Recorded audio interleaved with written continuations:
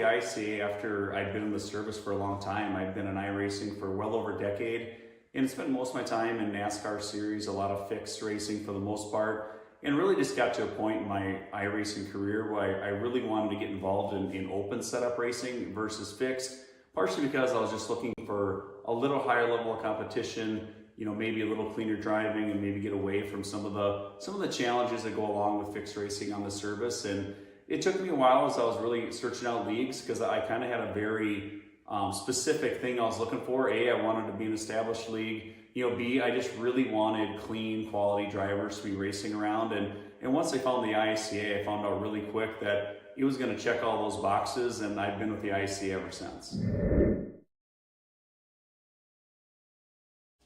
I think the things I like the most about the ISCA is it's a developmental league, but it's also a league that's got some veteran drivers. And I think really what I was looking to do was try to surround myself with some people to better my talent, my skill, and my craft. And that's one thing the ISCA has really delivered. It's got great quality drivers. You learn how to race in close quarters around some of these other people. And I think the other thing, when you do look at the developmental side, once I joined the ICA, my I rating is soared, my safety rating is better than it's ever been. And it's also really great to see drivers that join our league, really excel over time, some of which stay with the league and some that maybe move on to some bigger things, which is really exciting. We have a great history of developing drivers. We have a great alumni list. But I just really enjoy, participating in the league and just continue to get better each week that goes by. Yeah, the competition in the ISCA is awesome. I think a lot of us talk about it, each week, of just how blessed we are to have such a high level of driving capabilities and just a quality group of drivers overall. And I think that's just still, I think the thing I like the most about the ISCA. You build a lot of friendships, a lot of camaraderie. We're really competitive on Thursday and Saturday nights, but it's really fun also after the race to kind of review the race start to finish. And we do a lot of coaching about what's working, what's not working. Not saying we give away all of our secrets, but I think anyone that joins it, there's a common theme. They get better each week, their I rating goes up. We see them in strength of field races over time, week in, week out. And that's just something that's really fun. Even though we compete, we really appreciate the league we participate in. And I think in most cases, we're highly competitive with some of the best and cleanest drivers on the service. And if you like long green flag runs, we don't have a lot of cautions in our races. We tend to have green flag pit stops. But those are just some things that I really enjoy about the league the most, is the quality of the competition, the lack of cautions, and just the long runs that really leads to some really awesome racing. Yeah, I think people that should join the ISCA are people like myself. When I go back a few years ago and I was really looking to up my game and get involved in open setup league racing, for so long I just wasn't involved in that because I just didn't, I didn't seek it out, but I really didn't also know how to get started. And once I started doing research, it was a really easy choice that the ICA was a place I really wanted to be and get involved with. And all those things I talked about earlier have happened to me, from improving I rating, improving my skill. And, I'm someone that I really enjoy the ICA. I'll probably stay there, but don't think that, if you're coming to the ICA, that it's something long-term. That in some cases you can find a long-term home like a lot of us, but we develop drivers, and ultimately we'd like to see our drivers participate for a period of time and hopefully move their way up the ranks, whether that be into Road to Pro or Contender Series, or hopefully get to the Coke Series. That's really the goal of what we want to be, is an established league with great drivers, but also a league that's going to develop drivers into bigger and better things.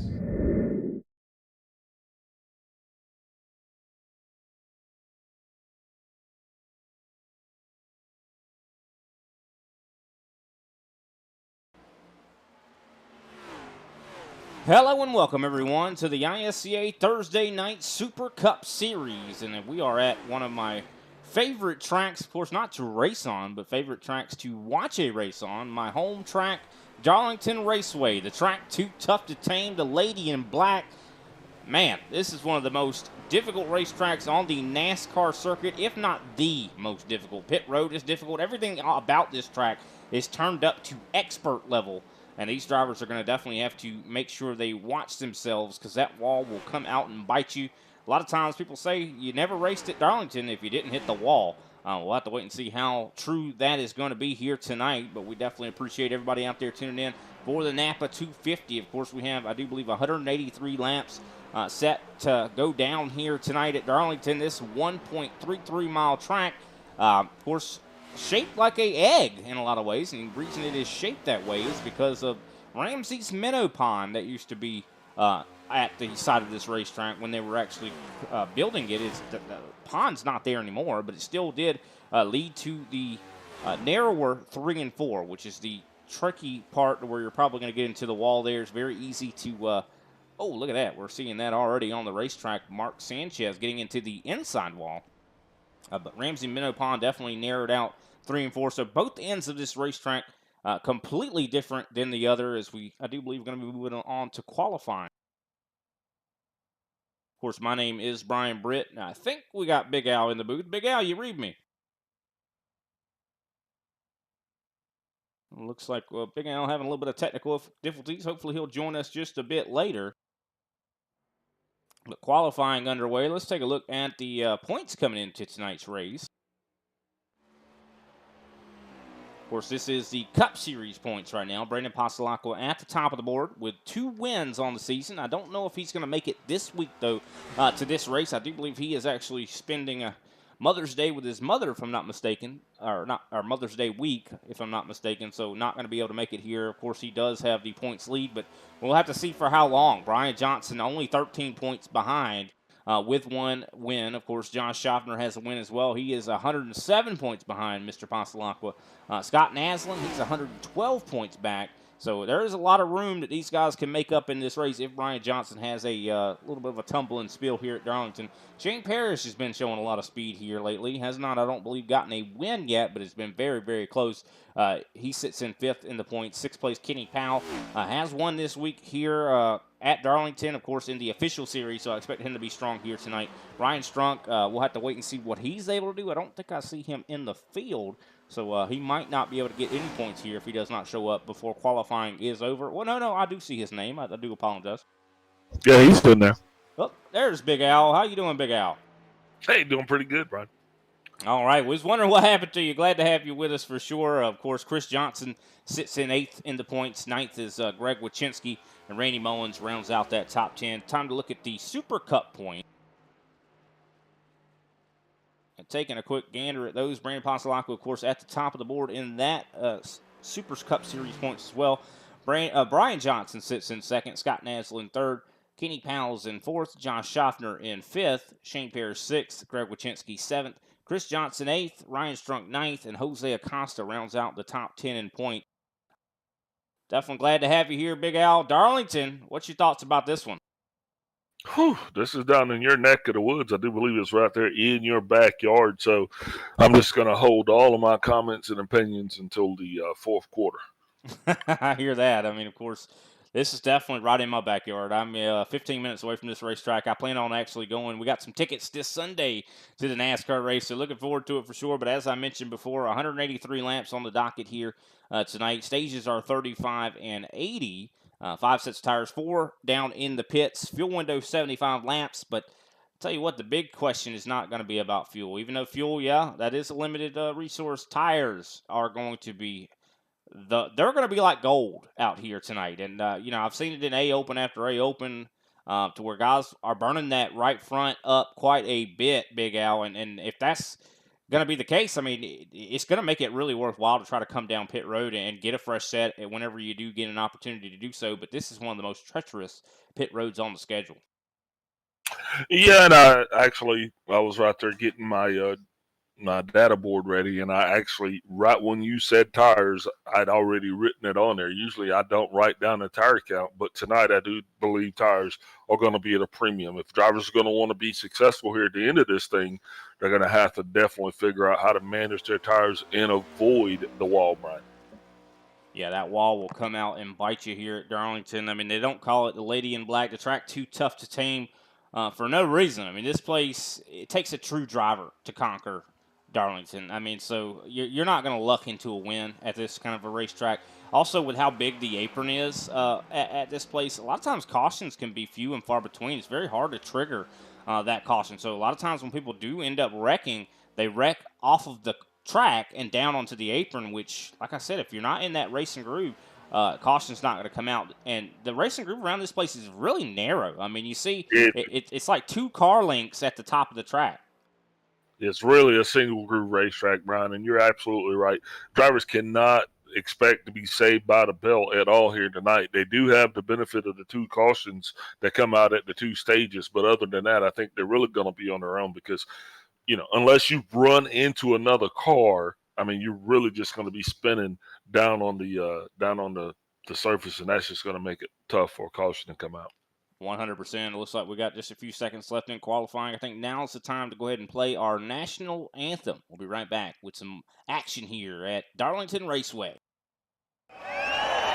Oh, say, can't you see by the dawn's early light what so proudly we held at the twilight's last gleaming, whose broad stripes and bright stars through the perilous fight o'er the ramparts we watched were so gallantly streaming, and the rocket's red glare, the bombs bursting in air, gave proof through the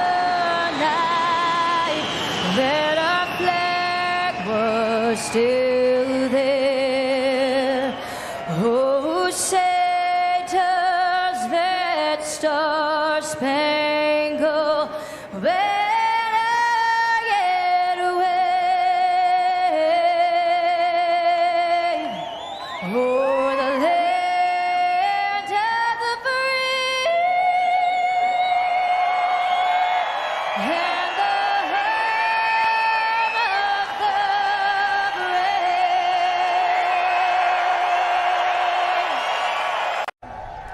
Race fans, it is time for those most famous words in motorsports.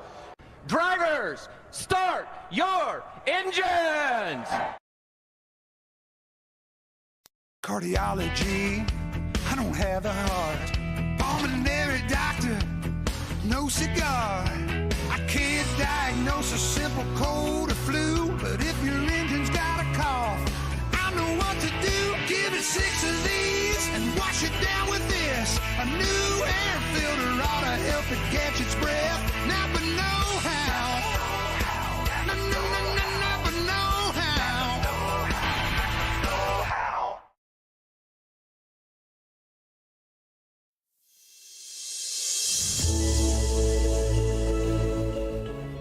Hey everybody, my name is Warren Maddox. I am the president of Ultimate Experience Outdoors. Our mission, we are dedicated to taking veterans, first responders, youth, and Gold Star family members on outdoor excursions across the country.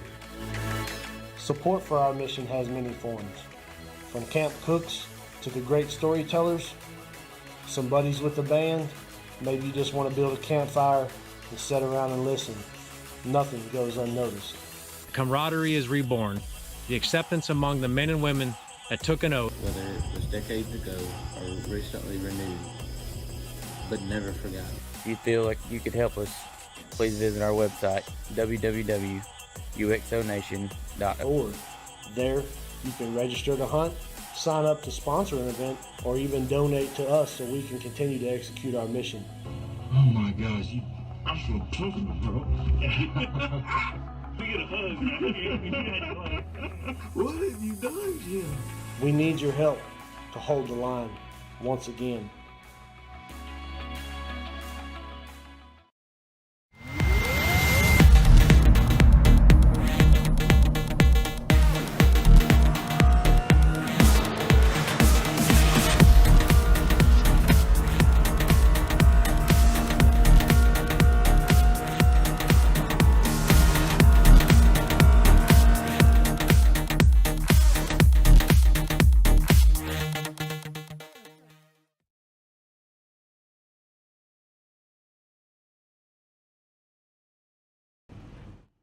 Alrighty, we are back, ladies and gentlemen. I think we got this grid set for some action. And starting up on the pole is going to be Patrick Gitter, of course, with a 29.494, which is quite slow compared to what I've seen in the A Opens. And from what I've heard, the heat today is quite high. Of course, Brian Johnson going to be starting in second place. Shane Parrish starting in third. Jose Acosta in fourth. Fifth place, Matt DeCiani. Abner Acosta starts in sixth. Good to see him. Seventh place, Josh Schaffner. Eighth place, Randy Mullins. Ninth place, Greg Wachinski. And Chris Johnson rounds out our top 10. That's going to put Scott Nash in 11th with J.C. Evans in 12th. 13 shows Kenny Powell with Darren Mullins on his outside in 14th. 15th, Al Koslowski. 16th, Paul Olson. 17th shows Mark Sanchez with Greg Carr to his outside. 19th is Ryan Strunk, and Derek Jacobs runs out this 20-car field here tonight, Brian. 20 cars set to go battling here at Darlington Raceway, and this is definitely the track that battling is going to be pretty much the namesake. It takes a lot of, I'm going to go ahead and say it, balls to win here, Big Al. Yeah, I got you, man. This is the Cookout 200 right here, and I tell you, looks like the pace car's down and away. Yeah, of course, here we go. Patrick Gitter with the field in hands. Green flag soon to fly here for the first time, and there it is, green flag flying here for the Napa 250. And 183 laps. That's quite a journey these guys are going to have. Side by side in the one. That is one thing you're not going to want to be for long in 1 and 2. That is the place where you talked about this being a single file racetrack. Well, it is almost like playing chicken being side by side in turn 1, but it looks like they were able to make it happen. Brian Johnson able to clear for second place. We also see, I do believe, they did clear out to single file for third and fourth. For the most part, everybody has already single filed out, so not a surprise there. I mean, most people do not want to be side by side here at this track. Loving the paint scheme there from Jose Acosta, rocking the Meliella paint scheme. Of course, a lot of throwbacks out there. You mentioned during the break, I do believe, the paint scheme there from Brian Johnson, Sterling Marlin throwback. Absolutely, man. Everybody out here making me feel pretty good about themselves. Look at that 5-car throwback there to Terry Labonte. Yeah, I mean, it's perfect. He's got the Frosted Flakes Kellogg machine there. As, of course, you see Scott Naslin running right there behind him. It looks like the 54 of Randy Mullins. He's in a skull car trying to make something happen on the 99 of Chris Johnson in the UPS machine. So this is going to be a little bit of a point of contention, trying to figure out whose car is who. Just considering we're used to seeing these guys in certain paint schemes, but they have definitely got a little bit creative here tonight and representing their favorite drivers from the past. Now, just tell me that Paul Olson is rocking the Kings paint scheme. He is. All is right in the world, Brian. He is. He's got the STP Richard Petty on that 43. Oh, treatment. And, of course, I do believe we see Kenny Powell rocking a Miller High Life, I think it is. Surprised he didn't run a Jeff Gordon scheme. That is kind of curious. I mean, I don't know, but some people just, some reason Miller was always a Rusty Wallace scheme there for us until he started driving for Dodge, actually. And it was Altel. Tell you, we're getting a history lesson here. Jose Acosta, though, trying to go side by side with the 4 of Brian Johnson in the middle of 3 and 4. Johnson all the way up towards the wall. 42 of Jose trying to hold tough on the inside into 1 and 2.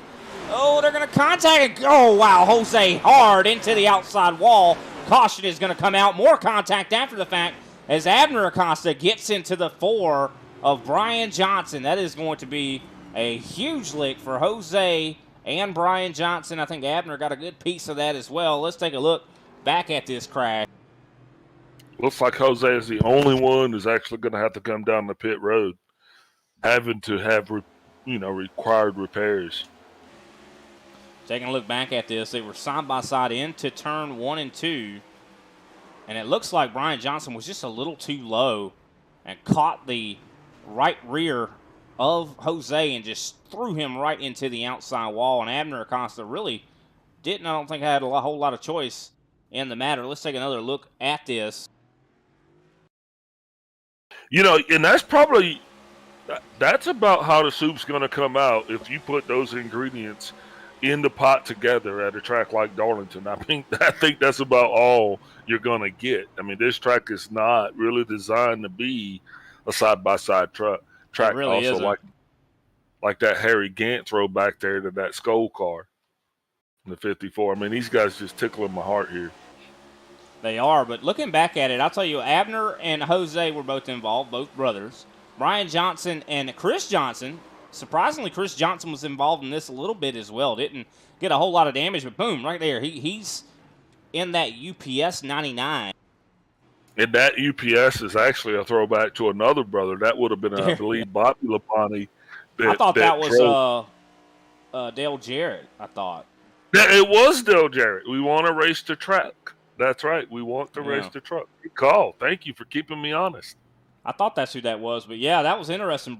Two pair of brothers, both involved in that crash. Probably not going to be too happy with each other. Well, you know, these guys have definitely been mixing it up a little bit since they've been in there. And, you know, it's our job to stir the proverbial pot. We kind of got to keep the plot going and, you know, kind of pour a little fire on it, even if there isn't any. But, yeah, it's great that these brothers have been swapping paint back here. You know, if you think about it, the last couple of times that we've had, you know, and that was one of the most exciting things for me is when we had we got a father-son duo, like two father-son duos and two brother pairs. This is awesome. Well, I don't know. I think Jose might be down for the count. I mean, he's already one lap down. Of course, Brian Johnson just barely going to get out of pit road in time to not go a lap down it.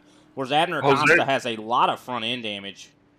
Jose is good now, Brian. That the requires repaired flag has now been lifted off of him. So now he's just probably getting the damage fixed as best he can. He's already going to go 2 laps down.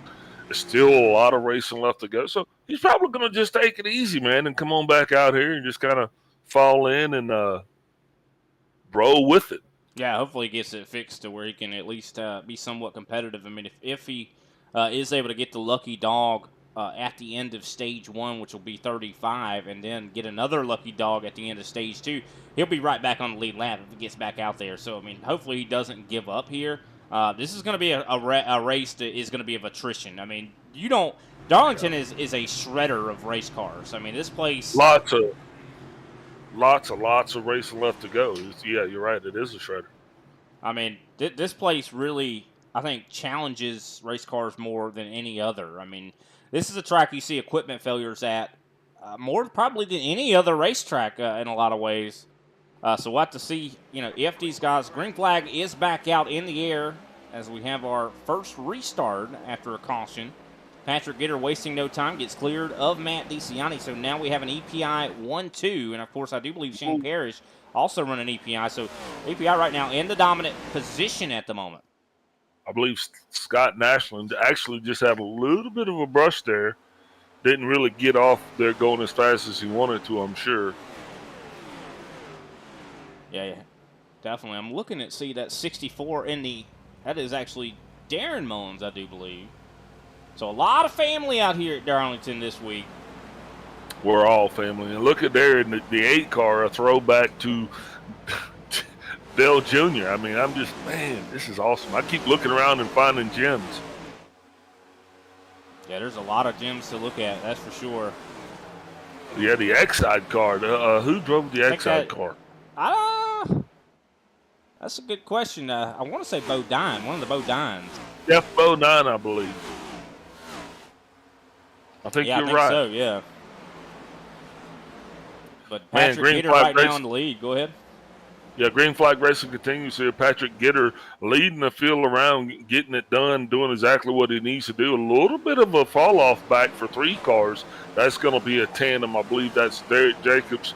Also going to have Jose Acosta and Paul Olsen in there. So if those guys can kind of stay together, I think that'll kind of work out best in their favor. Everybody right now, for the most part, Brian, seems to be single-filed out and just kind of getting there, feeling their way around.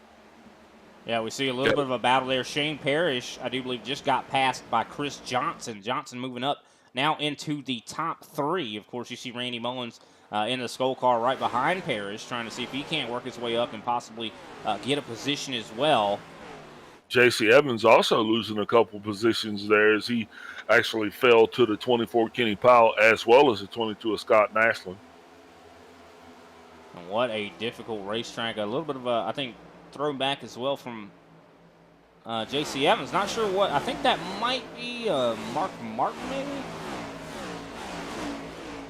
Not quite sure, but look at that. Abner Acosta still in this. Even after that tremendous hit he put in on the back end of Brian Johnson, he's back up to 13th. He had took a lengthy time on pit road to get some repairs done. Looks like Randy Mullins getting really loose off the corner there. Got really loose there, Brian. Also see, I do believe, right there waiting in the mix is a pink race car. I'm trying to figure out who that is. I think that's Al Kozlowski. That is Al Kozlowski in a pink race car. That is K2. Isn't that, I do believe that's Ralph Earnhardt, right? Or was that an old Dale Earnhardt paint scheme? Because I know I have a die cast of that car, and it was like a 55 Chevy or something like that. I believe, yeah, that was a old I think a Ralph Dale Earnhardt. car. Maybe it might have been Dale. I don't know. It was an old race car, though. Dirt car, if I'm not mistaken. Back when NASCAR was racing on the dirt. I think it was Ralph Earnhardt that drove that race car. But you see Scott Naslund trying to work on the 77 of Ryan Strunk. Of course, I think Ryan Strunk, wondering what throwback that is. He's definitely rocking a little bit of a different paint scheme there. Yeah, that K2, they said that was actually Dale's first paint scheme. So it was Dale Earnhardt. Okay, I thought it was Ralph. It was Dale Sr. Oh, Kenny Powell coming in strong. And that is a Rusty Wallace throwback that Kenny is rocking right there. Good to see old Miller right there passing Bud. Yeah, for sure. A lot of lovely paint schemes. I'll tell you, we ain't even focusing on the racing. I'm just looking at the paint schemes. Oh, yeah, sorry about that. We got a lot of racing left to go here, ladies and gentlemen. We're just happy to be here with these drivers rocking these throwbacks tonight at a good old-fashioned track. I mean, this has usually been called the Southern 500 whenever we roll into Darlington this time of year, but this is one of those. I mean, this track is as much NASCAR as Daytona is. Darlington, definitely one of the oldest tracks, the Lady in Black, the Intimidator. This is where NASCAR cuts its teeth. I mean, and this track being unique, I don't see it going anywhere anytime soon, Brian. No, this is one that everybody always looks forward to. Just a fantastic racetrack, and was built, I do believe, in the 1960s. So definitely is one of the older asphalt tracks, so definitely one that has a ton of history. Dale Earnhardt was almost like a king around this place. He definitely got a ton of wins at this place, and just so much history as well. They even have a Hall of Fame here that you can walk and check out all the cars they have in there. Love this camera angle off the gearboxes off the back of these race cars. Really shows just the asphalt and old condition of this racetrack. The one person is not going to love that rear view camera or that relative right now. That's going to be the 27 of Derek Jacobs. He's having his hands full a little bit here tonight, but still got quite a few laps to go here in this stage. So he might find himself falling back, but Derek, you just hang in there, because I'm telling you, Brian, Darlington, I would say it's one of the toughest ovals that we got on the schedule. Oh, it really is. And of course, Derek Jacobs is going to go a lap down. Now, lap traffic is one of the most dangerous things about this track. As, of course, I'm glad to see Brian Johnson still out there trying to make some laps. He, of course, I do believe is back in 15th right now. And we're just talking about Derek Jacobs. He's actually brought it down pit road.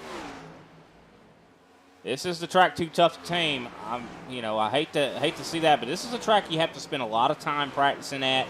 And I hope that Derek didn't bite off more than he can chew here. And it looks like Shane Parrish has gotten back in front of Chris Johnson. Of course, Chris Johnson's still not that far back from him. Oh, a little contact with the wall there from Johnson. That's to be expected here at Darlington. Matt DeCiani definitely getting it now. Got it in gear. He is slowly reeling in Patrick Gitter, putting just a little bit of pressure on our leader, trying to keep him honest. So far, we got 18 cars on the lead lap out of the 20 cars that started the race. The Derek Jacobs, I do believe, is being scored now off the racetrack. That should give Jose Acosta that position as we watch on board with Greg Wyszynski. This is a really good view on how difficult this racetrack is. Just following around Greg Wyszynski for a lap here. I'm really interested how this next gen works. You know, these guys are able to really enter 3 and 4 a little bit lower than what I expected. In the Gen 4, or not Gen 4, yeah, probably even a Gen 4. In the Gen 4, Gen 5, Gen 6, you really wanted to enter high in 3 and 4, but these next gens seem to be able to really wrap more around the bottom of 3 and 4, which is really interesting to see because that's not something you really see at Darlington very much. But usually you run a little bit higher on the track, right where I'd say Chris Johnson's running. That's kind of what the traditional line through 3 and 4 is, but it looks like, oh, Wyszynski getting loose. Wow, he got incredibly loose there, and that, of course, saved Chris Johnson from going down another spot. Of course, Josh Schaffner did move up to the 4th place position. Schaffner's one I expect to be really dangerous at a track like this. He's always so good at saving tire, and this is a track that's really important. You have to save tires, so I expect Schaffner's going to be able to get up there and really, really do some work up here.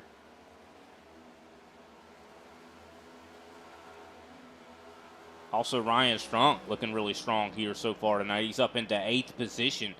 Seeing a lot of these guys starting to spread out. You see, I do believe, about 10 seconds from 1st to 15th right now. Yeah, definitely starting to spread it out around the track a little bit, and that's to be expected around a track like Darlington.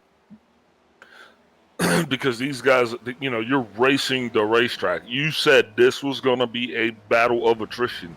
So these guys they really got to prepare this more as a marathon, Brian, not a sprint. Because you got to be able to be smart enough to not only, you know, keep your tires good, but keep your car straight. Yeah, this is not the track. This is not the track to try to go as fast as you can. This is not that track. You want to go on the edge of going fast and saving tire at the same time because tires will beat you really badly. And I want to even look at the track tire fall off. Looking at lap times, these guys started out with about a mid 29-second lap. They're already in the 30, low 30s, high 30s for some drivers. Some drivers are even in the 31s. I mean, there's so much fall off going on here.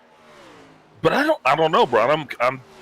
I'm kind of liking it because it's not even a full second yet, and we're almost done with the first stage. So even though you throw that caution in there, I think these lap times, though, they're not falling off as much as one would think, you know, especially on a track that's notorious for chewing up tires.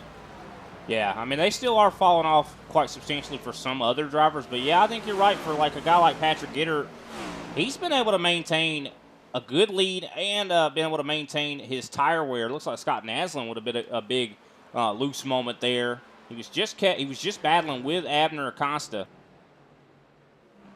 And one thing you got to keep in mind, too, is the heat of the track, Big Al. Like, how hot is it out there? It's got to be over 100 at least.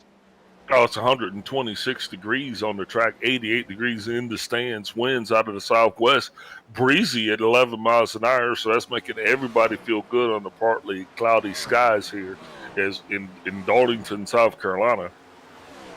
That's a hot track, and a lot of the drivers, when they showed up today for the race and they saw the temperature, they actually kind of were shocked a little bit because, I mean, all week in the A Opens, the next gen officials – in iRacing, the temperatures have been around 110, not 126. So that is really hot. And, you know, we're sitting right here. We're not even in the hottest part of the day yet. So that's not gonna help anybody's feelings any. The track's only going to get hotter. It's only going to get hotter outside as well. Yep, it's definitely only going to get hotter as, of course, the day continues to move forward. And Of course, these guys are going to probably get a little bit more hotter under the collar as well. But Patrick Gitter utilizing that clean air. This is going to be huge for him. I mean, clean air doesn't sound like it'd be very important at a track like this, but handling is everything at Darlington. Yep. Ryan Strunk's sideways there. It's going to be a little bit of an issue for Kenny Powell to get by. Strunk, though, going to fall all the way back to 10th place. He's going to be trying to maintain hold on what he's got, Brian, because guess what? We're just 2 laps away from this stage being in the books. Yeah, if he does that again, he's going to end up losing valuable stage points. And those stage points are very valuable, especially in the ISCA. A lot of times they can be more valuable than winning the race. So Ryan Strunk going to want to get that at least 1 stage point, finishing 10th. Yeah, he wants to find the boogie on that, buddy, and hit the button. Of course, Patrick Gitter, I think, is going to get the most stage points out of everybody. This guy, ever since he has joined the ISCA, has been an alien. I mean, no matter what track we seem to go to, he seems to have the speed to compete and really run away from these drivers. Yeah, the white flag is out, and I'm telling you, Abner Acosta having his hands full trying to get by the 54 Randy Mullins. And Abner trying to do everything he can to advance his position here. Going to see if he can get it done. That's the biggest battle on the racetrack. Yeah, he of course was all the way towards the back of the race of the field. Of course, with that heavy damage, went down pit road, got a lot of it fixed, came back out, and has been on the move. He's now up to 7th right now. As I do, Go, Abby, crossing the line. Caution is out. That completes stage number 1. Patrick Gitter able to win with Matt DeCiani in 2nd place, Shane Parrish 3rd, Josh Schaffner up to 4th. Of course, Greg Wachinski able to hold on to 5th. Chris Johnson 6th. Abner Acosta, biggest mover, I think, during that stage, finishes 7th. Randy Mullins in 8th. Kenny Powell 9th. Ryan Strunk 10th. Those are the stage points right there. And with that, we'll go ahead and take a quick commercial break. Let these guys get down pit road, get them a fresh set of shoes on. We'll be right back with Patrick Gitter, our Stage 1 winner.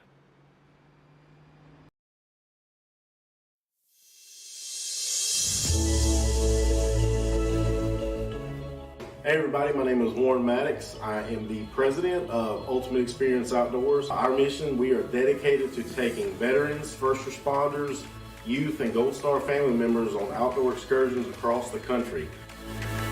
Support for our mission has many forms. From camp cooks to the great storytellers, some buddies with the band, maybe you just want to build a campfire and sit around and listen. Nothing goes unnoticed. Camaraderie is reborn. The acceptance among the men and women that took an oath. Whether it was decades ago or recently renewed, but never forgotten. If you feel like you could help us, please visit our website, www.uxonation.org. There, you can register to hunt, sign up to sponsor an event, or even donate to us so we can continue to execute our mission. Oh my gosh, I'm so talking, bro. We get a hug, man. What have you done, Jim? We need your help to hold the line once again.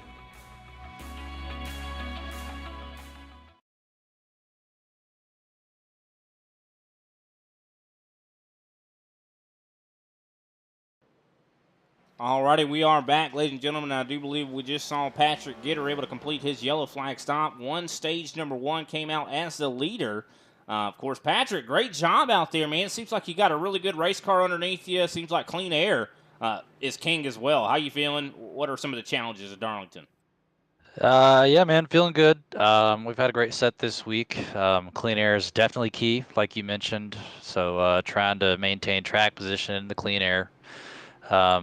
It's so hard to pass here, so just trying to stay in front of as many cars as possible here. Yeah, definitely seems like very difficult as well to be side by side at this racetrack. Is that something that you're kind of keeping in mind when it comes to these restarts? Yeah, absolutely. I mean, restarts are critical. I mean, all it takes is just a little bit of a nose past the guy next to you to make him nervous. So, I mean, it's going to be big, and a lot of it, too, is just where we're at in the race on a restart. Is it worth it to put my nose in there? Is it not? Do I back off and give him the spot and get it later on? A lot of that, I think, guys are going to be thinking about more tonight than they have a lot of other weeks. Yeah, definitely one of the most difficult racetracks on the ISCA and NASCAR schedule for sure.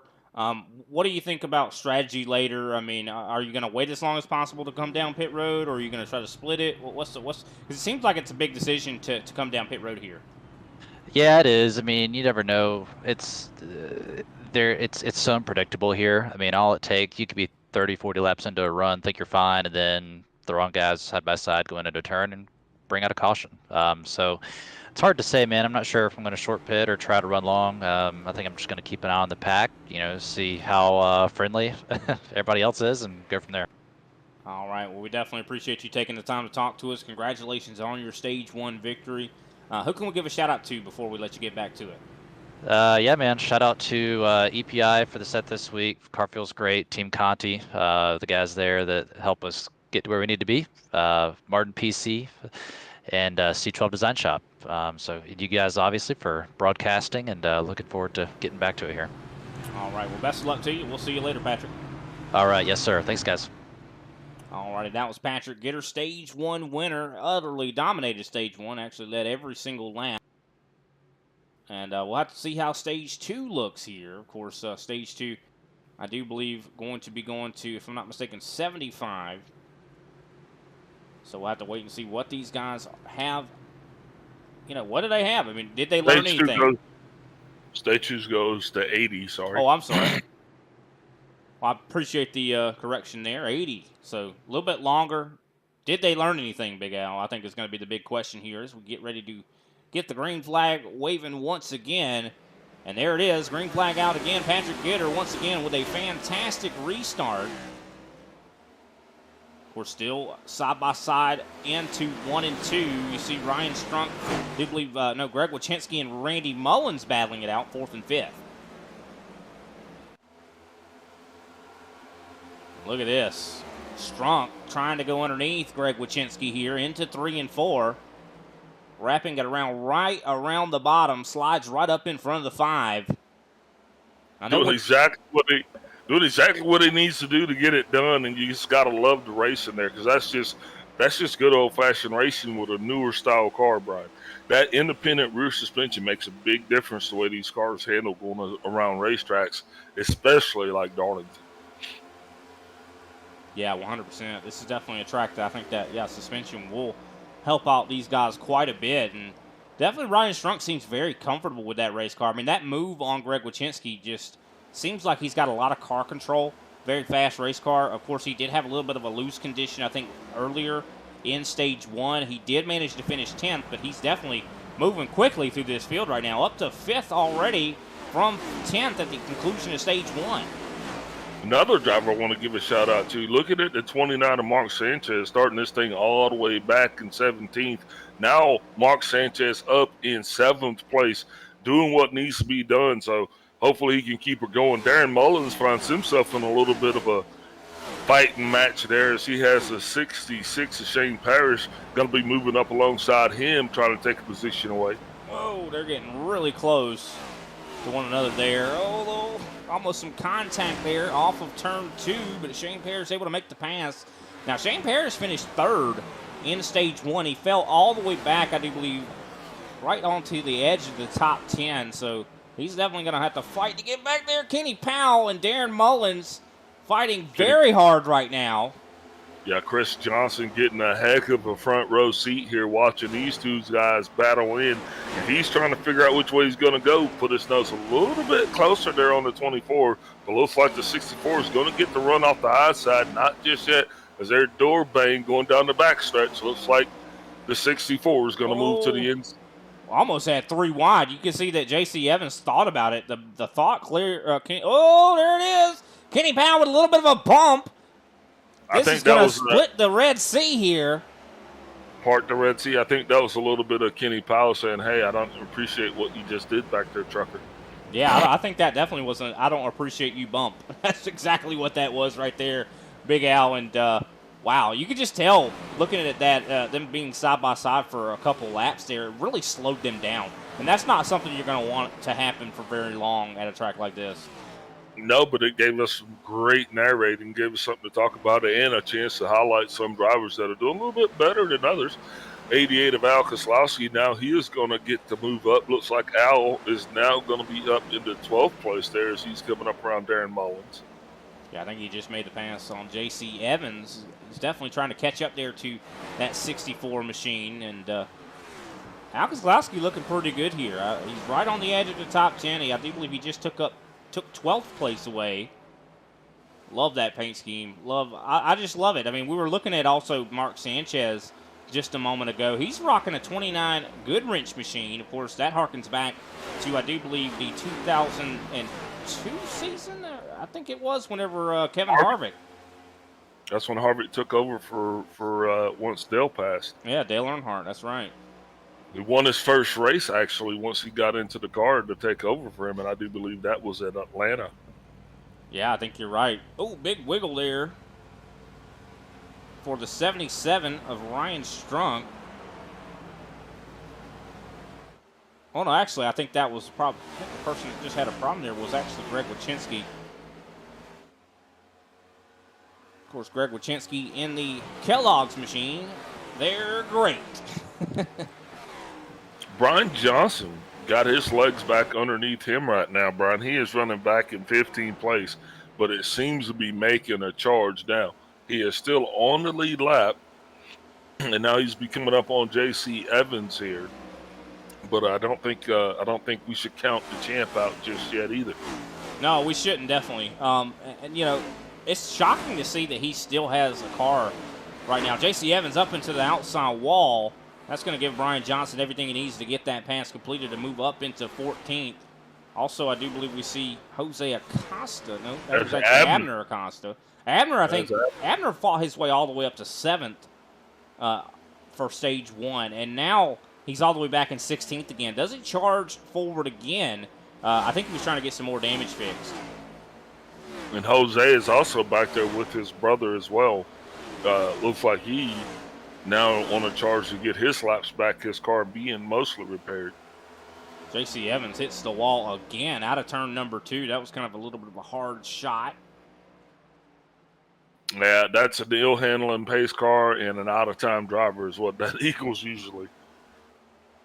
And if it's not an ill-handling race car, it's gonna be, because those shots right there, those are like headshots, man. They're just not good.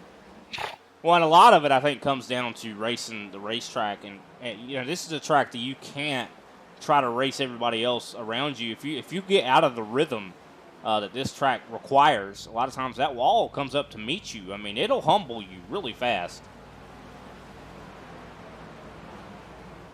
That's why I love this track, but I hate it that it's my home track because of the simple fact I love to race on iRacing, but you know, a lot of other drivers are like, oh yeah, this is my home track. I've won there before. Darlington ain't a track that's very easy to win at. Amen to that. And I'm kind of split between 3 tracks, but I've won at Talladega, so I'll call that my home track. That's right. Actually closer to both the Nashville Superspeedway and the Nashville Speedway than I am to Talladega. Well, at least Talladega's in Alabama, right? Yeah, well, I'm not from Alabama. Oh, yeah, for sure. That's right. You would probably more, Charlotte, right? That's it. No, out Wilmington area. Hampstead, North Carolina, out on the coast. So you were closer to, what, Rockingham or North Wilkesboro? Rockingham would have been the closest track. Well, look at this, though. I'll tell you, Darlington. I'm very impressed right now with Mark Sanchez. He has looked really strong right now. I think this is the strongest he's looked all season. I mean, he usually is about a 10th place car. We see that most of the time he's a 10th place car, but he is solidly a 6th place right now or better. I mean, he is catching up to Greg Wyszynski and Ryan Strunk, and if those two start battling each other, I think we could see Mark Sanchez possibly in the top 5 for this stage if he's able to hold on to it. Looking really quick, though. Here's the thing. I appreciate you, but you just got to dial it back a bit. You got to calm down. These guys don't need to be battling anybody. They're still right here, still about 75% way done with this here stage. But man, they got to save the tires and they got to keep the car, keep the front end in front of the back end. That's the key right here. Remember what was said. You got to race the racetrack. Don't get caught up in traffic, and you can't get wrapped up because somebody is coming up behind you or around you. Because I'm going to tell you, as soon as you do that, you're going to start looking at the crowd. You're going to see the hot dog stand. You're going to see the tow truck. All of that's going to be happening real quick. You know what I mean? You're making a trip to the infield and to the infield bar.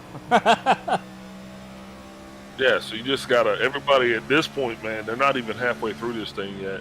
You just want to just stay relaxed. You're hoping that you're getting that. You got a lot of good data there in that first stage. You utilize that data to make the adjustments you needed. Now you can get your foot down here and running a little bit hard in the second stage, because you do know that you got that stage break coming up, and you're going to have to figure out how to get through the third and final stage. That's going to be the big one for everybody. Here comes Greg Wachinski on the inside of Strunk. Oh, Mark Sanchez really loose off the exit. And that's not what you want to do. Yeah, luckily he was able to save it. Didn't hit the inside wall too hard. Hopefully he's okay. But remember what we talked about. We said if you lose control of the car, you're going to find yourself down there on the infield by yourself. And then, but time's going to continue marching on, as Tracy Lawrence would say. Now look at the charge here from Chris Johnson, trying to make a big move on Kenny Powell and Mark Sanchez. At the same time, there's some contact. That sends Chris Johnson almost into the fence on the bottom, or into the pit wall almost. And these little licks, they're not going to be forgotten either, Brian. Oh, of course, they're going to build up. You can only hit this wall here at Darlington so many times. Well, I'm talking about the person who is the perpetrator. You're going to get smacked around if you smack around. That's just the way it comes out here at Darlington. Look at that. Really loose condition there from Kenny Powell. As he does make the pass there on Sanchez, moves up to 7th place. Powell has been looking pretty strong here. And look at Randy Mullins. We haven't talked a whole lot about that Skull car. Of course, he was really fast last week at Kansas. Oh, it looks like Mark Sanchez says, yellow flag is out. Out. We're looking for the 88, Val Koslowski. That's going to be about where the incident is going to end.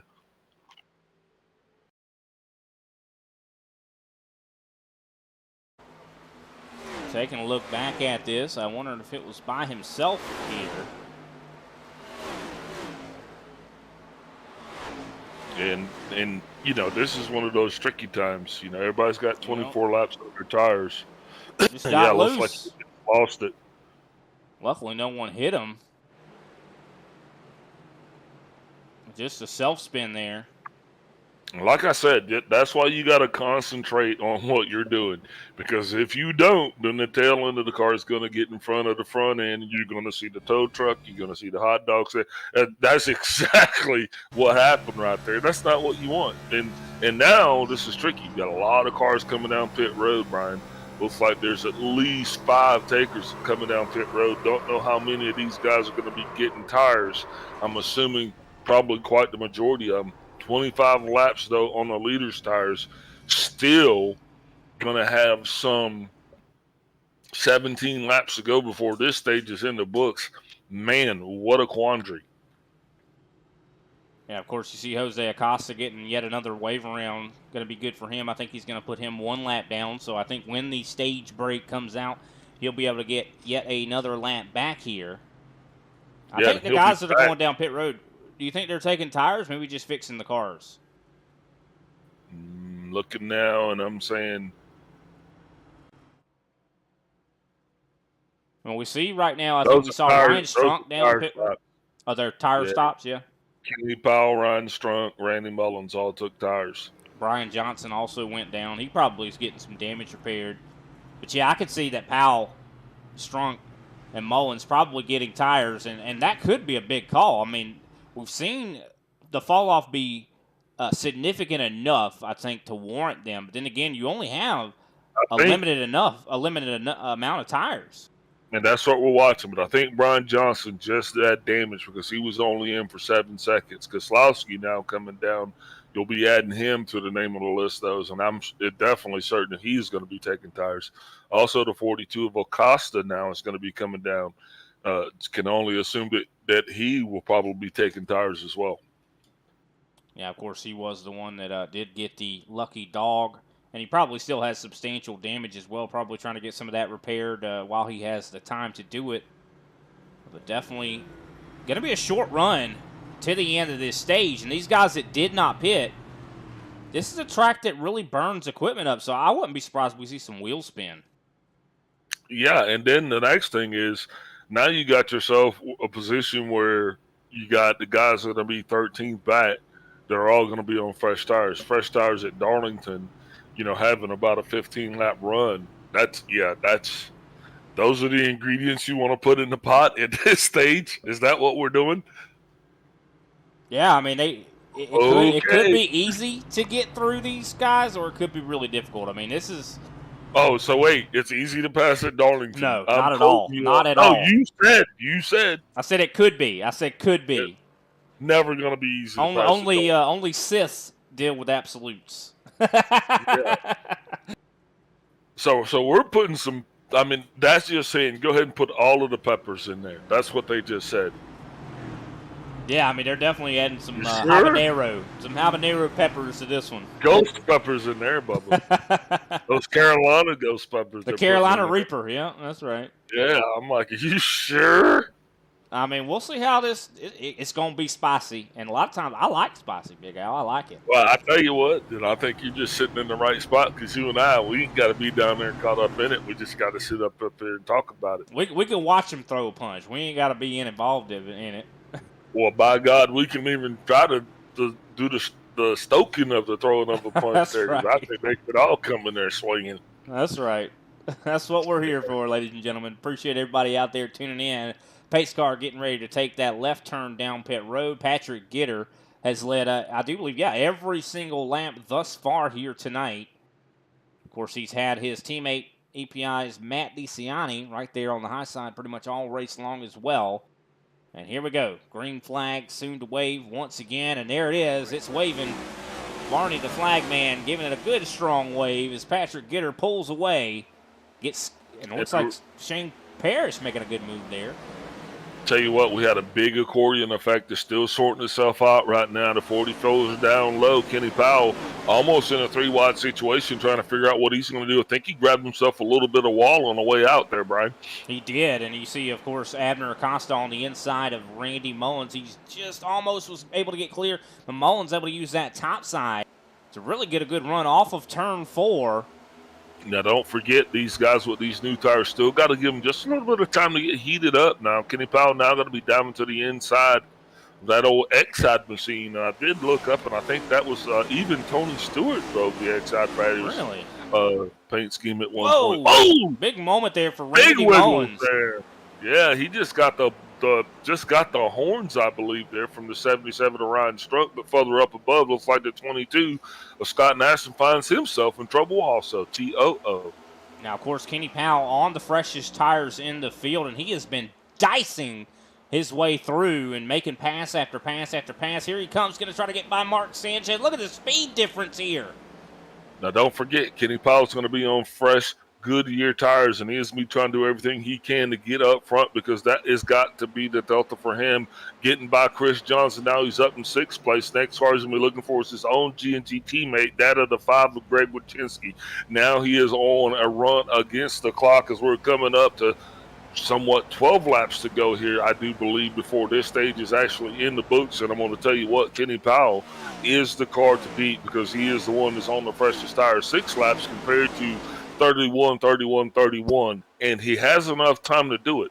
Looking at his lap times right now, it's going to be able to see just what happens. Oh, no, there's a car. The 42, I believe, ended a wall hard there with tire smoke. That was going to be Jose Acosta. I think that was Abner Acosta. Abner Acosta, yeah, definitely going to add some wobos to his day.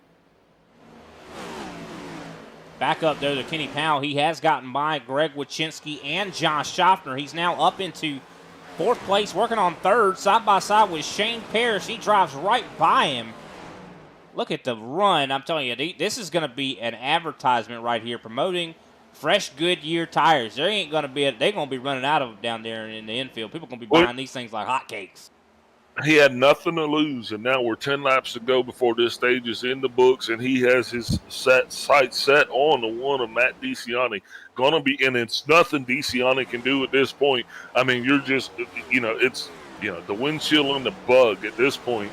DeCiani just can't get out of the way fast enough because Kenny Powell is just going to be chomping out. I mean, yeah, he's just going to run right by him. So many things I want to say, but I just got to keep the airways clear. I hear that. We also got a pretty good battle going on. I do believe Shane Parrish and Ryan Strunk were just battling. Oh, yeah, actually, Ryan Strunk actually going by Josh Schaffner right now. Of course, Strunk, I think, was another one that took the fresh tires, so he's going to be making his way up quickly. Yep, here comes the 54 as well.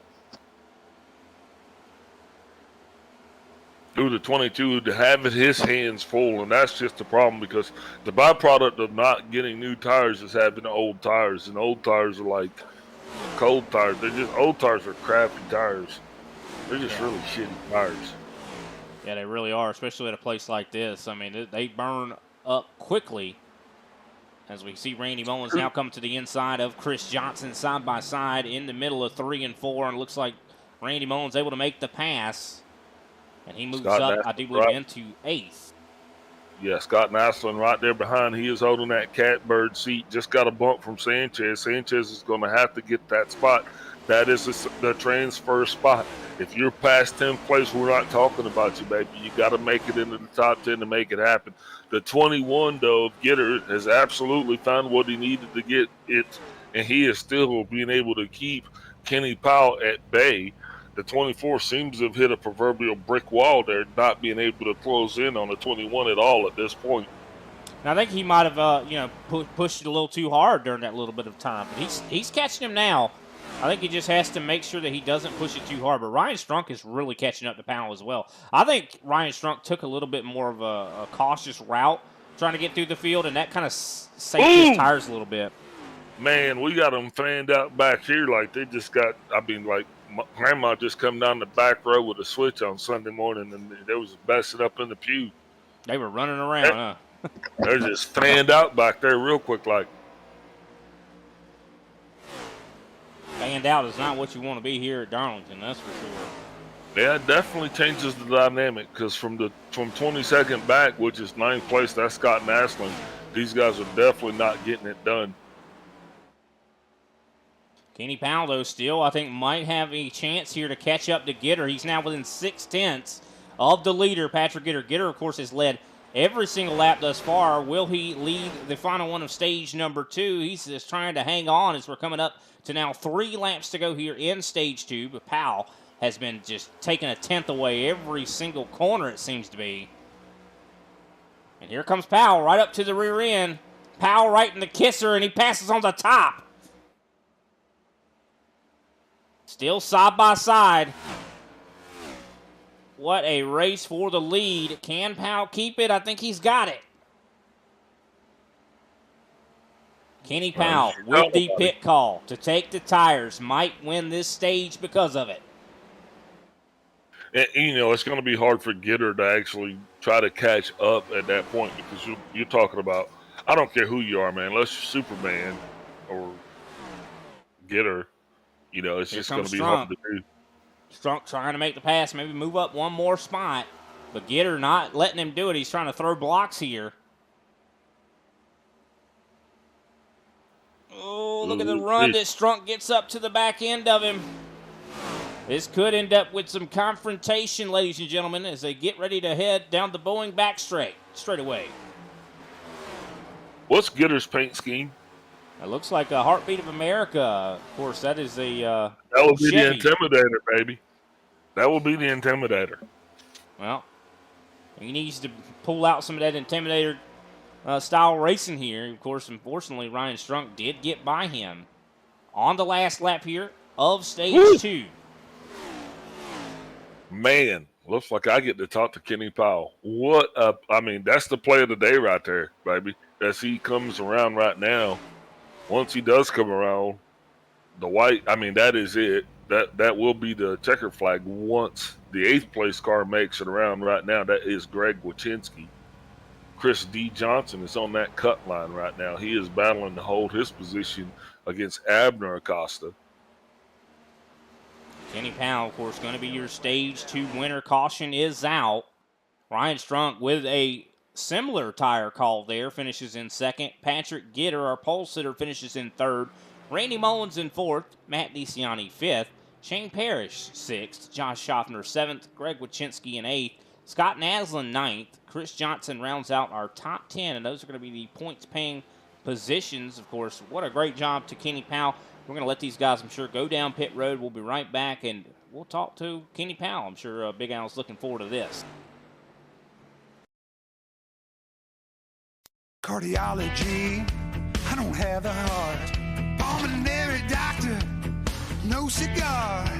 I can't diagnose a simple cold or flu, but if your engine's got a cough, I know what to do. Give it 6 of these and wash it down with this. A new air filter ought to help it catch its breath. Napa know-how. Napa know-how.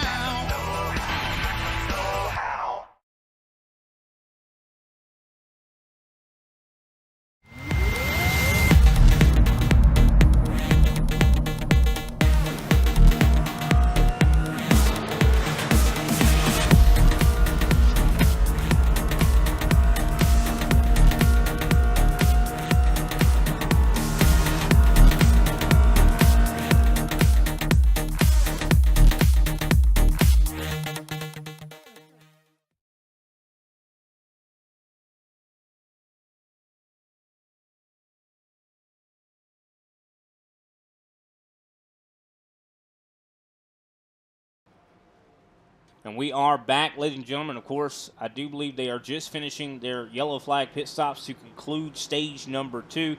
I do believe Big Al is going to be talking to a familiar face, our stage 2 winner. Big Al standing by. Kenny Powell, Big Al up in the booth. You got me? I got you, Big Al. Man, how does it feel to have the call of the day? I mean, that what you did right there is going to be the call of the day. So talk us through it. What did it take for you to come up with that? And like, yeah, I mean, how do you feel? How does it feel? You got to accommodate those big balls of yours right now. Well, it was a calculated measure. I don't know really how much of a chance I have at winning this race. Gitter is extremely fast. DeCiani and some of my other teammates, I think, have a little bit of edge on me. So it was a calculated effort to, go win the stage, and I accomplished that. So, if we, it gives me great position. So if we don't have a late race caution, this is all going to pay off good. But if we have a late race caution, then I kind of threw away my late race caution tires, so I'll suffer the consequences there. But let's hope that doesn't happen, and see what I get at the end of this thing. So does that change the way you're going to race the race? Are you going to actually go out here now and just, because you, like you said, Gitter's fast. Are you going to just try to keep up with Gitter, or are you going to kind of stay in Powell's lane and run your race here and kind of, play the hand that you've been dealt? What are you doing? It's Darlington. You race your race, you race the track, and just hope that other cars aren't bouncing off the wall and flying at you or whatnot. No, you got to race your own race and race the track. Well, I'll tell you what, looks like you definitely have it figured out, boss. You started back in 13th. You won stage 2. Congratulations for that. I do believe you also got stage points in stage 1. So you got to be feeling pretty good about yourself and your chances. But I'm going to let you go so you can get back at it. But before I do, who you shouting out for your success and all of your game-winning decisions? Yeah, Team G&G. We got a great group this week and all doing well. And Team Watson Racing, Kenny Coppola for the set, and you guys in the booth. Hopefully I'll talk to you later. Roger that, boss. Good luck to you, man, and we can't wait to see you at the end of this thing. Sounds good. Alrighty, that was Kenny Powell, driver of the 24 Miller Highliner genuine draft machine. Of course, old throwback there to Rusty Wallace. Of course, green flag soon to be flying once again. Pace car has to take a left turn. Now, this is going to be a little interesting. Patrick Gitter has not had a restart here tonight that he has been, I'd say, behind someone else. This could be interesting. Draft at clean air is very key at a track like this, so let's see how that car handles in the dirty air. But pace car has taken a left turn. We're getting ready to enter the Geico restart zone. And here we go. Green flag waving once again here at Darlington Raceway. Kenny Powell with a pretty good restart, side by side for second. Ryan Strunk and Patrick Gitter are going to play chicken into turn one, and it looks like Ryan Strunk's still going to stick it out. So close to one another off the corner. Look at that, Gitter getting really loose. Yeah, Strunk definitely making sure that he lets Gitter know that he is down there, not wanting to yield that position at all. And while these two are sitting back there battling at it, it's not on Kenny Powell to just kind of run off as a fox in the hen house. Yeah, right behind these two. Of course, they have single filed out. They still are bad. Matt DeCiani, I think, was just battling with Randy Mullins. Here comes Shane Parrish making a big move. Barely able to get clear by the 54 of Randy Mullins. Yeah, I just keep looking at Harry Gant right there and just smiling as that 54 is now giving a little bit of a tap to the rear end of the 66 of Shane Parrish. And what a fight this has been. I believe we see Abner Acosta also trying to make some moves as well. Just got by Scott Naslin to make his way up into ninth position. Brian Johnson, of course, who was involved in a heavy accident earlier, has worked his way up into 12th. Here comes Chris Johnson trying to get by Scott Naslin on the inside into 3 and 4. Of course, this is for, I do believe, the 10th spot. Oh, Chris Johnson getting a little bit tight.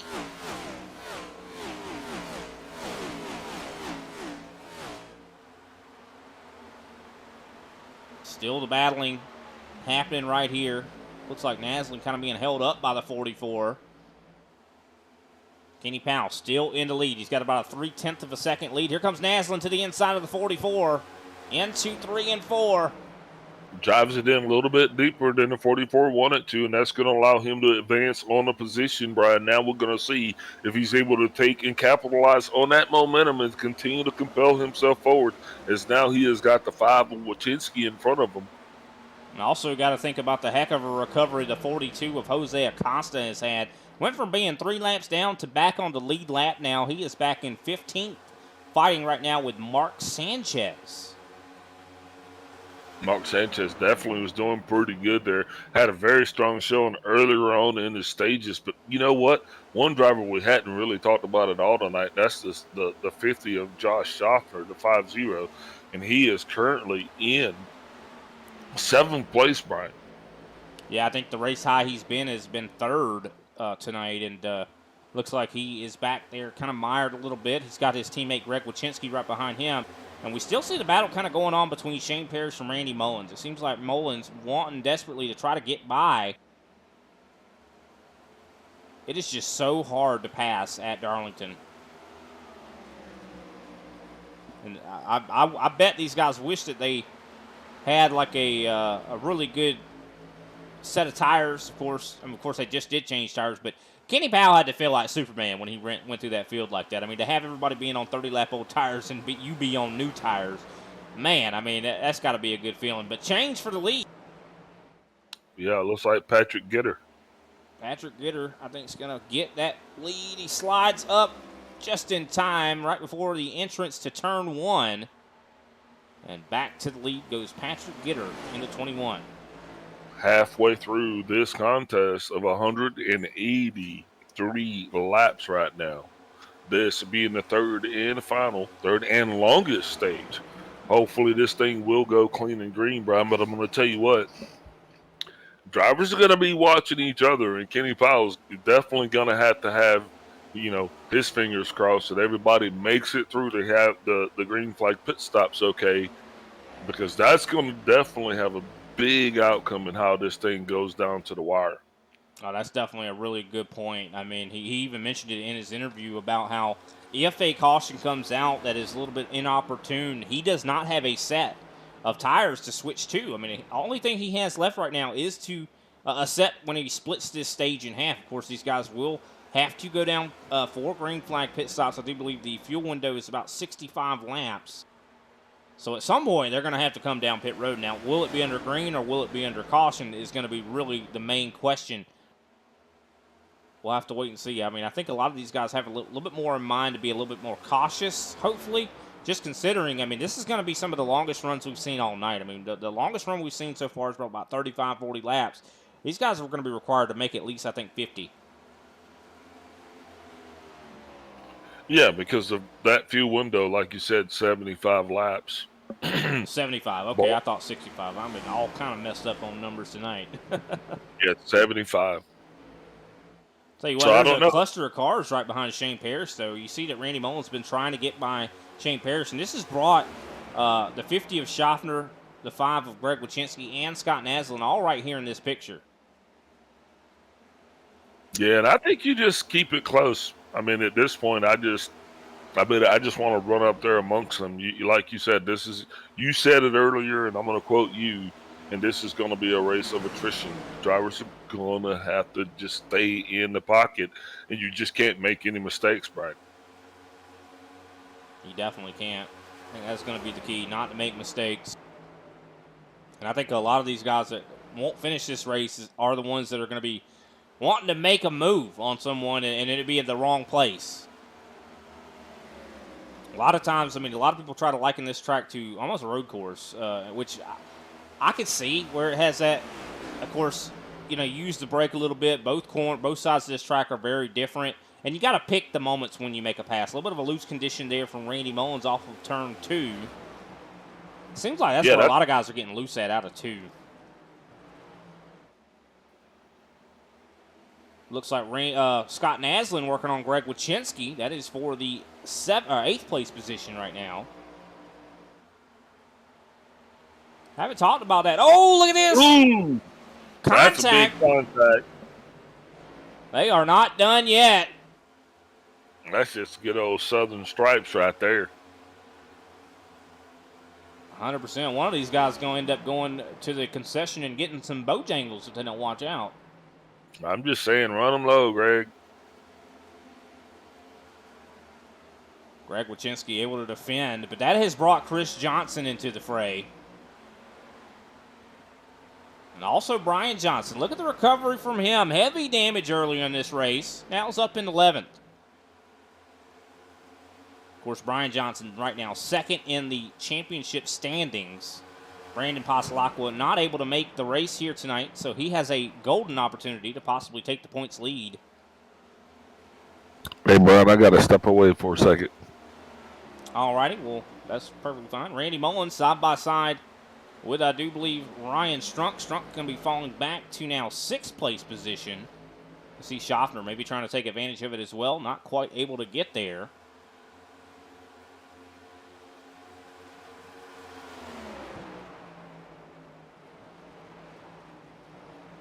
Randy Mullins up now to 5th place. Has been looking really good in that Skull machine. Reminiscent of Harry Gant. Ryan Strunk definitely has got a lot of speed tonight, but I just don't think he's got a little bit more of the long run that he needs. So difficult to make passes here. Track position so important. We see a little bit further back. I do believe Chris Johnson just made a pass. Of course, Chris Johnson able to make the pass, I do believe, on Scott Naslin. Brian Johnson right now side by side trying to enter back up into the top 10. Oh, contact there. Naslin up into the outside wall. But it looks like Brian Johnson does complete the pass. You also see, I do believe, Abner Acosta just got by, I do believe, Mark Sanchez for that 12th place spot.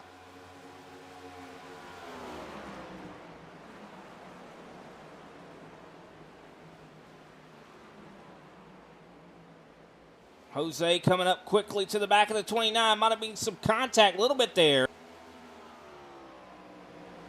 Mark Sanchez, of course, was way up through the field earlier in this race. Was up in the top 10. Contact there.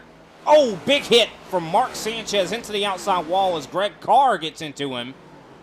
Not going to be enough to bring out a caution, though, as he slides on back down on the inside. I don't know. We might not be done yet, but definitely huge damage to Mark Sanchez as he's going to be bringing it down pit road. Definitely some heavy damage. Smoke pouring out of that thing as he locks the brakes up. Oh, he's not going to make it to pit road.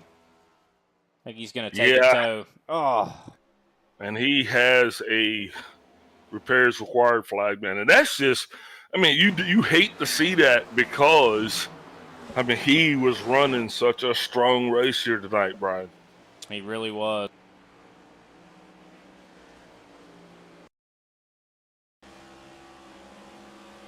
He really was running such a strong race. We're going to take a look back and see. We can kind of see how this kind of happened. We see a slow car right there. I think that's a 77 of Ryan Strunk. Didn't notice that before. But we see right here, we see Mark Sanchez getting loose in 3 and 4. And then the 42, just a little bump right here. Tries to let him go. Slows down in front of Greg Carr into 1 and 2. Of course, Carr up into his left rear. Well, yeah, Carr just basically had to ride it in at that point. Nothing he could do, Brian. He missed his checkup point, and so at that point, he was just along for the ride. Yeah, of course, Greg Carr, I don't think meant to hit him. He was just trying to avoid him, but unfortunately had too much speed entering 1 and 2. Absolutely, and yeah, just one of those racing deals. And this really shows how hard it is to get onto this pit road as well. But still, caution not out. Race continues. Green flag racing, rather, continues. Patrick Gitter continuously getting her done. I know he probably gets sick of me saying that, but man, quit winning, and then I'll quit saying it. That's right. Of course, Matt DeCiani has moved up into second as well, has gotten by Kenny Powell. Powell now back into 3rd place. So this is that point where this is kind of what I was asking Paul without asking him his strategy, but he has to be real smart about what he does here because he's getting down into that situation where, you know, he's going to have to make a green flag pit stop. He knows that because, I mean, right now he can't make it on fuel. Now, during that pit stop, the longer he goes, it's going to be the greater chance that he actually takes tires. So he's going to not try to go in at all. I think everybody's going to try to stay out. Everybody's banking that there is going to be somewhat of a late race caution here, and nobody wants to waste a set of tires until that happens. No, I definitely agree for sure. As we look on through the cockpit camera here of Brian Johnson from Georgia, of course, he is riding really well. I mean, he's up to 8th right now. Got by his brother Chris Johnson. Is now following right in the tire tracks of Greg Wachinski and Josh Schaffner.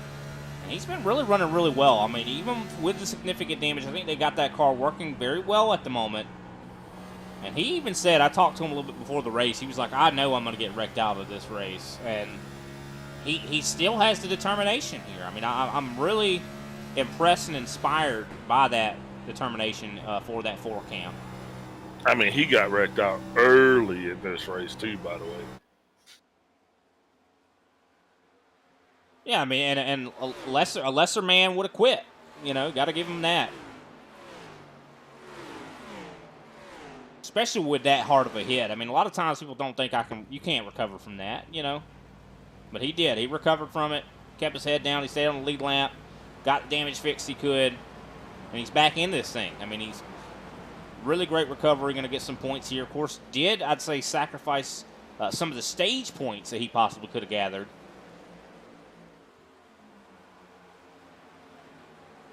I'll tell you, I've been very impressed also with Greg Wachinski. I know I talked to him a little bit as well, and he said that he has a really good car underneath him. He's almost won some races this week in the A Opens.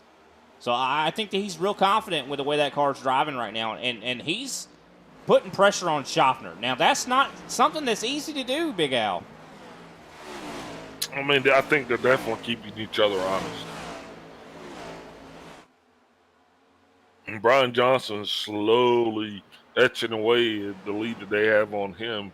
So I think it'll just be a matter of time before he probably gets around both of these guys. But Josh Schaffner's actually running really strong here tonight, Brian. And the thing about it, that's why I call him the Iceman.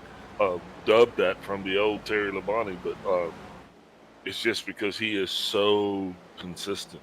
And And that's just the key. No matter what, it seems that Schaffner's hard to rattle. He just stays right there in the pocket, and he just rides with it, man. And that's what you need. That's what makes a champion. Yeah, we just saw Shane Parrish get that second place position from DeCiani. I think DeCiani made a wise decision. He saw Parrish just coming up on him very quickly, decided to just kind of get out of the gas a little bit, let him go. Of course, those two seem like they have a lot of respect for each other. And Shane Parrish has raced an awesome race here tonight. I mean, he has just been incredibly fast.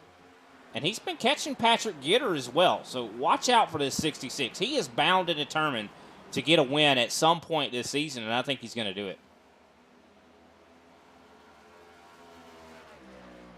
Might not be tonight, but he's going to get a victory at some point. I'm telling you that. Of course, Kenny Powell starting to get caught by now Randy Mullen. So even though Kenny Powell started this stage in first, he's now falling back to fourth and is working on possibly falling back to even fifth here. So definitely, he even said it himself. He's like, I'm going to try to keep this position as long as I can. But unfortunately, like he said, even some of his teammates are faster than him at this moment. We were just talking about Josh Schaffner. Well, it looks like Brian Johnson, Schaffner has got pulled away from Greg Wychinski, which is surprising because Wychinski was right on his back door. It looks like Brian Johnson, though, has moved up into seventh, got right by him. And here comes Abner Acosta as well. Of course, Abner is followed right behind by Jose, so the Acosta brothers cannot be held back, even though they both had significant damage earlier in this race. They are up into the top 10, so very impressed with their run and recovery here. As here comes Abner to the inside of Greg Wychinski.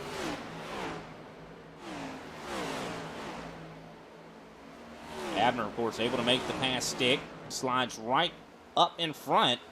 And here comes Jose Acosta now to the inside into 3 and 4. Now we talked about this. Now Jose is all the way back up to 9th place. Remember, 2 laps down from an earlier incident that found him, really a lot of people would have thought was out of this thing, but here he is now, right behind his brother Abner, and they're in 8th and 9th, and I don't think they're going to stop there. I think they're going to continue their trek forward here, Brian. No, I agree. I definitely totally agree. It's so impressive to see Jose, not fall to that temptation, just give up. And other drivers would have given up. I mean, especially with how hard he hit that outside wall on the first lap. And we have required repairs. A lot of times, anytime somebody gets required repairs, they're like, okay, I'm done. But no, he got it fixed, got back out there, patiently got his laps back, and now he's back in this thing, ready to possibly get a top 10. Very impressive. 64 laps to go, still might have a shot at winning this thing, because I'm telling you what, I don't think we've seen the last of the caution flights. Hey, sorry about the constant distractions, but got a real bad storm going on here, so sometimes when it gets real bad, I just kind of take the headset off and step away a little bit, but other than that, I think we're going to be okay.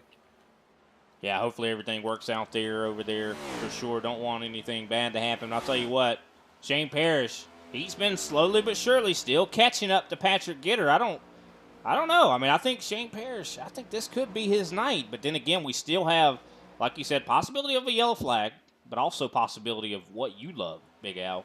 Green flag and we stops. Got it. And they have to come. Those green flag pit stops have to come. Randy Mullins all the way back up to 4th place.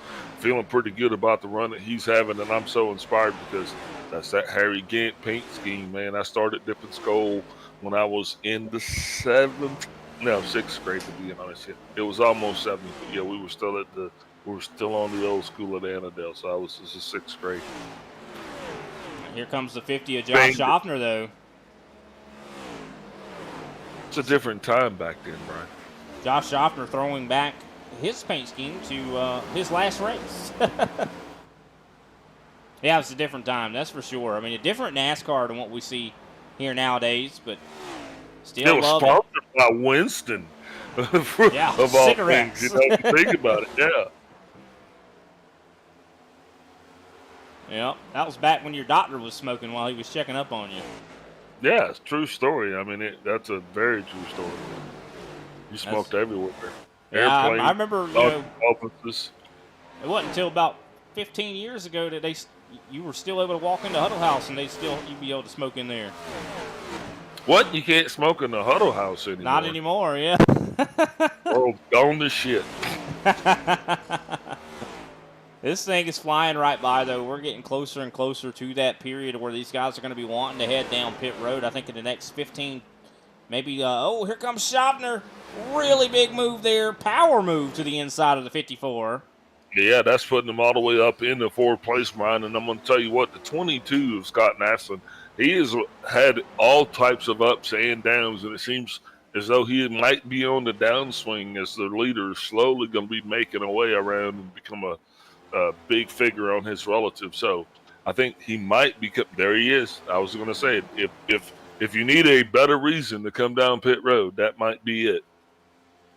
And we also saw Abner Acosta has actually gotten by Brian Johnson, so he's up to 7th now, and Kenny Powell is now back to 6th.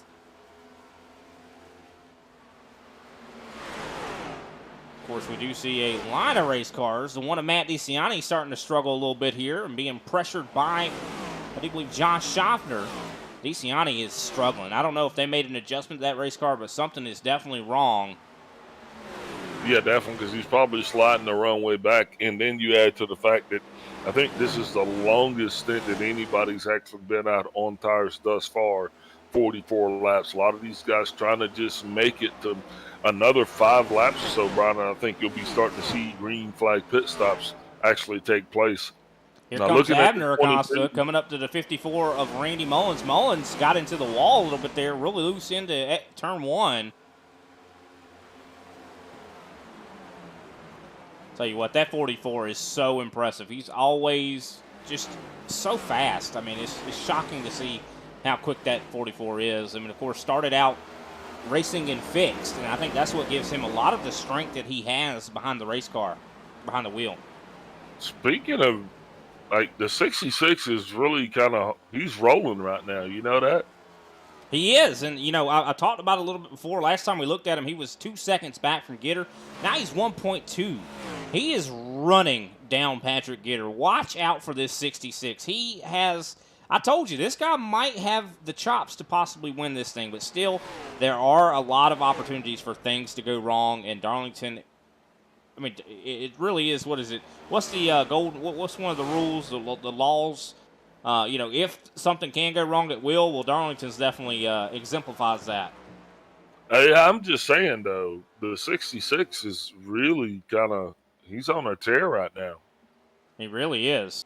I think if he was to possibly short pit Patrick Gitter, he would show up in front of him and might be able to win this race if he was able to pull the strategy off right here. Yeah, I think the bigger, though, concern for Gitter is going to be with the 66 of Shane Parrish showing such strong long run speed. I mean, because he's only getting faster as the run goes on. So if this thing goes without a caution, I mean, towards the end of this thing, he might be right there with the 21 of Patrick Gitter as far as speed. Kenny Powell hard into the wall as he's trying to got pinched a little bit by the 1 of Matt DeCiani. Yeah, DeCiani's definitely struggling. He is trying to hold on to every spot he can possibly manage. And, of course, that has caused Powell to hit the wall. Of course, getting that old dreaded Darlington stripe, you got to wear it like a badge of honor. Yeah, and these guys just got to hold on. Ooh, the 54 looks like he gets into the wall just one more time. But you got to try to hold on at least until you can, get over the scale of this thing. 52 laps to go. Right now, these guys got 49 laps on their tires. You're at least trying to make it to the 50 mark because you know how your car will be handling at this point towards the end of the race. And I think that's what scares the hell out of Kenny Powell. Yeah, I think you're right. We are coming up to that 50 mark. And this is about halfway through this stage. So I think a lot of drivers are probably contemplating going down pit road now. Is Shane Parrish now 7/10 back from Patrick Gitter. But look at Abner Acosta. He has caught up now to Josh Schaffner. So we could have a change possibly for the 3rd place position. Matt DeCiani down and away. Now he's going to slide right up in front of the 4 of Brian Johnson.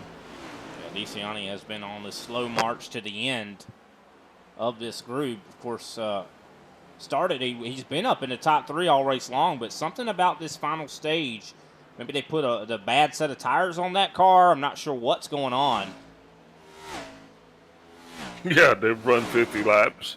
That's the longest they've run thus far on a set of tires, and this I think was the segment that scared the heck out of most people, and I think they are still kind of scared though, Brian, because I mean, a lot of these guys don't have any tires left. Especially Kenny Powell. If he stops, Kenny Powell, Ryan Strunk, I think, Randy Mullins, because Mullins was another one that had that interesting pit strategy as well. So, yeah, some of those guys that did pit that extra time like Kenny Powell did, they're going to be out of tires once they go down for this green flag stop. So I think they're probably a little bit more apprehensive than others to go down pit road. 5 now, Greg Wachinski, go ahead. He's popping this cork, if you will, coming down for his first green flag pit stop. And look at Shane Parrish. You talked about him. He is right behind Patrick Gitter right now. This is going to be a fight for the lead. Yeah, but do you fight him for the lead, or you just kind of like stay behind him and wait on him to come down the pit road? I think that's I pit right before him. If I could, I'd go ahead and pit. Gitter's already coming down. He's going to try to take that option from Shane Parrish. Yep, the 77 Ryan Strunk also coming down pit road. Such a difficult pit road. 66 is also coming down the pit road. So how about that? Shane Parrish is going to join his predecessor. And that was interesting, too, because you saw Patrick Gitter started the pit sequence in turn 3. But I think Shane Parrish waited a little bit, but still made it down pit road to speed. So surprised at that. Yep, the 50th Schaffner's down the pit road. You got the 4 Brian Johnson, the 99 of brothers Chris Johnson, the 25 Greg Carr, all down the pit road now. So very interesting. With 47 laps to go, a lot of drivers taking the opportunity to come down and get themselves some petrol as well as 4 Goodyear tires. Abner Acosta, of course, has inherited the lead. When does he come down? I think it's going to be maybe this lap. We'll have to wait and see. Well, he's got 55 laps on, so as long as he's having fun, Brian. I think, is he coming down? I think he's slowing down right in front of the 77. That was close, but he's coming down now.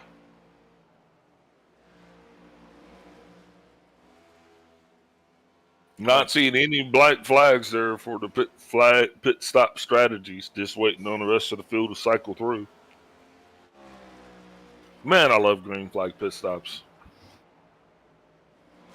Yeah, I love them too as well. Kenny Powell now has inherited the lead. Now, I think he might go out a little bit longer than a lot of the other drivers. Of course, we talked about him. If a caution flag comes out now, he is going to be out of tires. And, yeah, he's going to stay out. I think he's going to try to go as long as he can here, just in case. Because you never know if a caution will come out.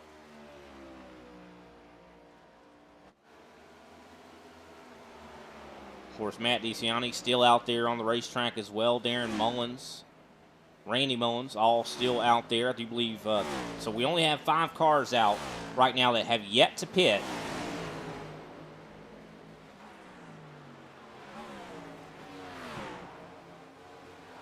Great job on pit road from Patrick Gitter. He came out quite a bit in front of Shane Parrish, the one that he was really, I think, in danger of getting passed by. As here comes Parrish, going to be getting by, I do believe, DeCiani, who still is out on the older tires.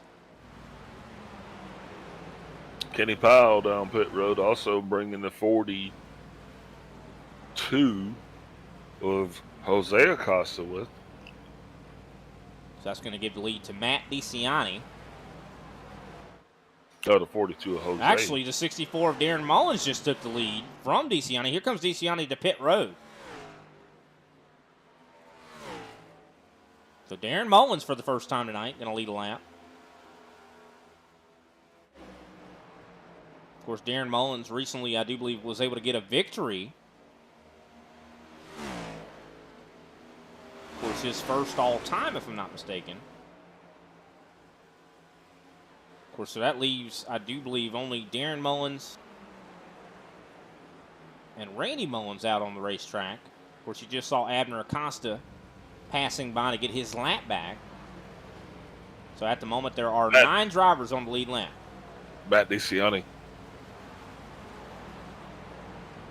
What's going on with DeCiani? Did he get a stop and hold? Okay, he's on pit now. So did he miss his box, had to reverse it, or? No, I think he's good. I think like you said, we only have 2 drivers left that are not through the sequence, and that are the father and son duo of Randy and Darren Mullins. Well, here comes Darren right here. He's actually coming down as we speak. Of course, Randy Mullins still out on the racetrack. And he's going to lead his first lap, I do believe, of the night.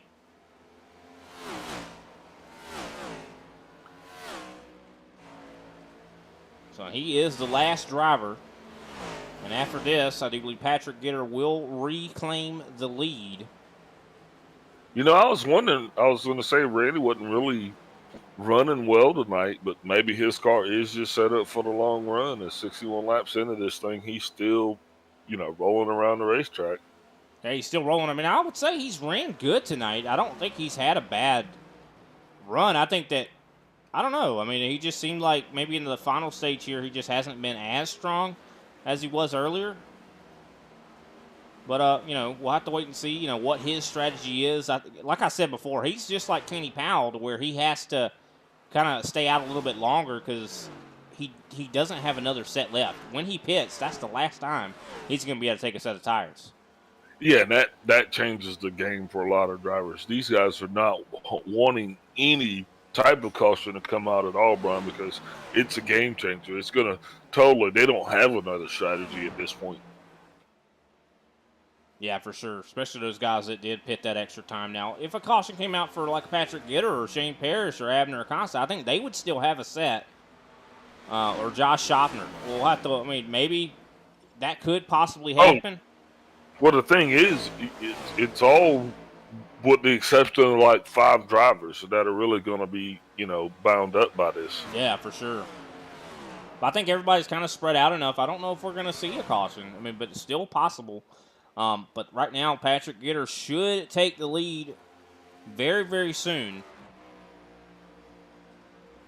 Randy Mullins, though, is staying out as long as he can. He has been out here for, like you said, over 60 laps, coming up on 70. I think he's going to be possibly running out of fuel soon.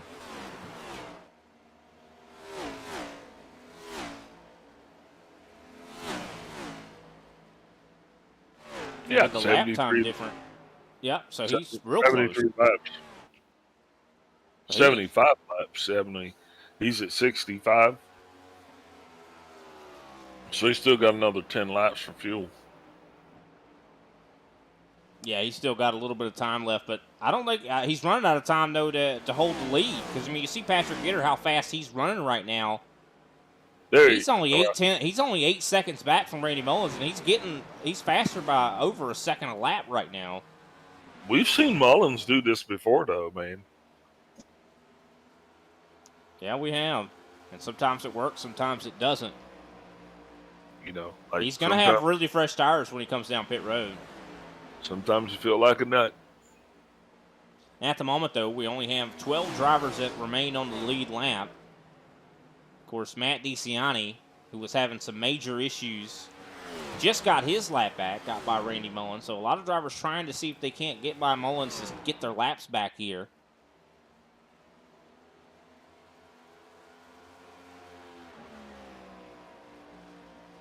Just 5 seconds now separate Randy Mullins and Patrick Gitter. Patrick Gitter catching up quite quickly to the back end of the 54. So I think if Randy Mullins doesn't pit here soon, no matter what, he is going to lose the lead. As we're 150 laps into this race. Coming up, I do believe, to 33 laps to go.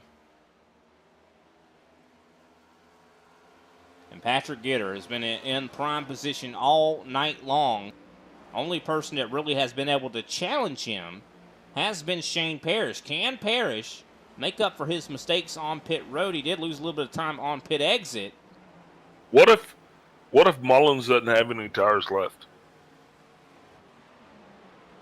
Yeah, he's got to come down either way. It doesn't really He's matter. got to come down for fuel, yeah. But what if he doesn't have any tires left? Oh, I think he still has a set, but if he doesn't, then that's a whole nother problem. So here we go. I mean, look at how fast Patrick Gitter's closing in on him. He's only now within almost a second and a half now. So Randy Mullins has got to be looking at that relative, just start to shake and start to count down. I don't think this is going to be much of a fight. I think Mullins is not. He doesn't have enough tires to try to fight Patrick Gitter here.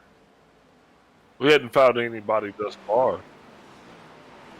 I mean, he fights like you do. I really don't understand what you mean, but okay. Patrick Gitter, here he goes. Yep, not even going to have to fight him. I mean, his tires are so much fresher that he just drives right by him.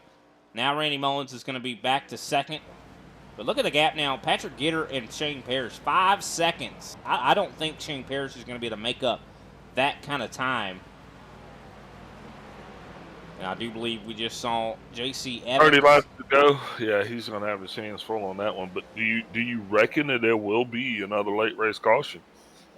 I don't know. I don't think so.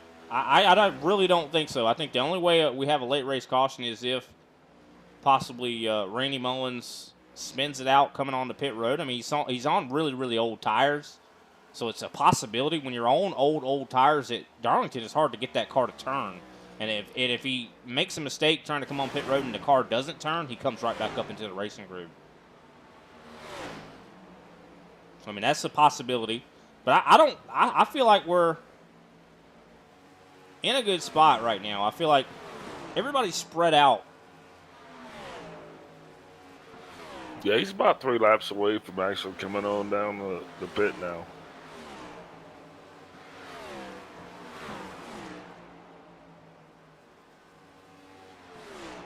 But what a race we've had thus far. Of course, Patrick Gitter right now in the lead. Randy Mullins in second. Shane Parrish is in third.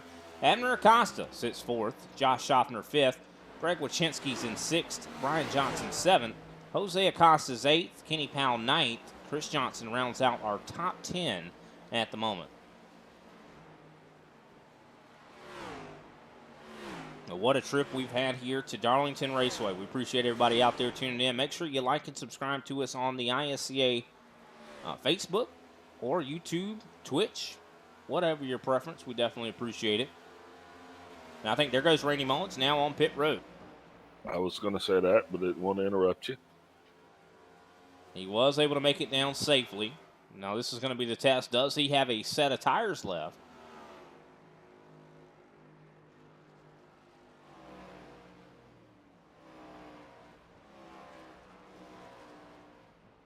Yep, he does. Last set. Oof. And now he will be out of tires here. A lot of people are out of tires. Oh, yeah. Patrick Gitter, 5.3 seconds now on Shane Parrish. I think watch out, though, for Abner Acosta. I think he might have a chance here to catch up possibly to Shane to try to get that second spot away.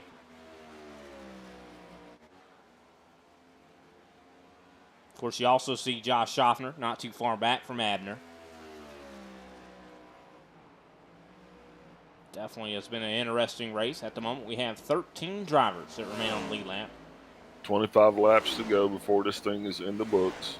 The 54 comes out. He is still going to stay on the lead lap. No, he's a lap down. He is going to have the freshest tires in the field, though. He's going to be really quick. As we see, of course, Patrick Gitter is coming up on a lap car. Scott Naslin. So watch out here. This could definitely, lap traffic's very difficult to deal with. Looks like Scott Naslin gets out of the way. You know what he is?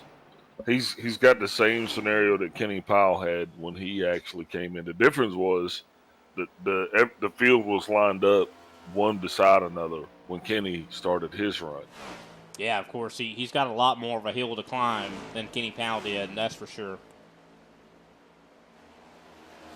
Shane Parrish, though, has managed to climb and get a little bit quicker here. He's starting to catch up to Patrick Gitter again, about 4.5 seconds separate them. And, of course, Abner Acosta about 2 seconds back from Parrish right now. And about 2 seconds back from Acosta is Josh Schaffner. And then another 2 seconds back is Greg Wachinski. So all these guys are separated by about 2 seconds at the moment.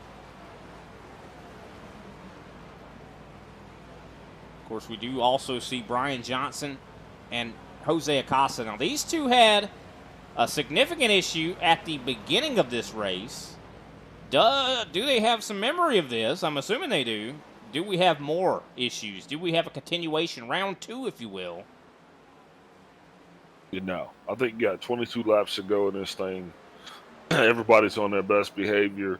Unless you're passing, for position and you Oh, whoa. Kenny Powell almost gets into the 42 there. Like right when I was in the middle of saying that. Well, you were saying everybody's going to behave. I think that's contrary to what you were saying. Bad Kenny. He's always trying to make us look silly up here, isn't he? Less than 20 laps to go now. Kenny Powell trying to see if he can't get up into that 7th place position. But I think Gitter's got it. Gitter has, ever since he's shown up on the scene, has been a dominant factor here in the ISCA. And I think there's a new sheriff in town, Big Al. I mean, we always hear about that thing about, there's G&G always wins all the races. They're always dominating. Not anymore. I think there is a new sheriff, a new tough customer, a new Billy bad butt, Again? I mean, we keep changing this up so much. Can we just, get one Billy Badasses in charge for, at least for a season? No, there's always somebody new, somebody bigger and badder that shows up, right? Well, Shane Parrish is driving a Ford.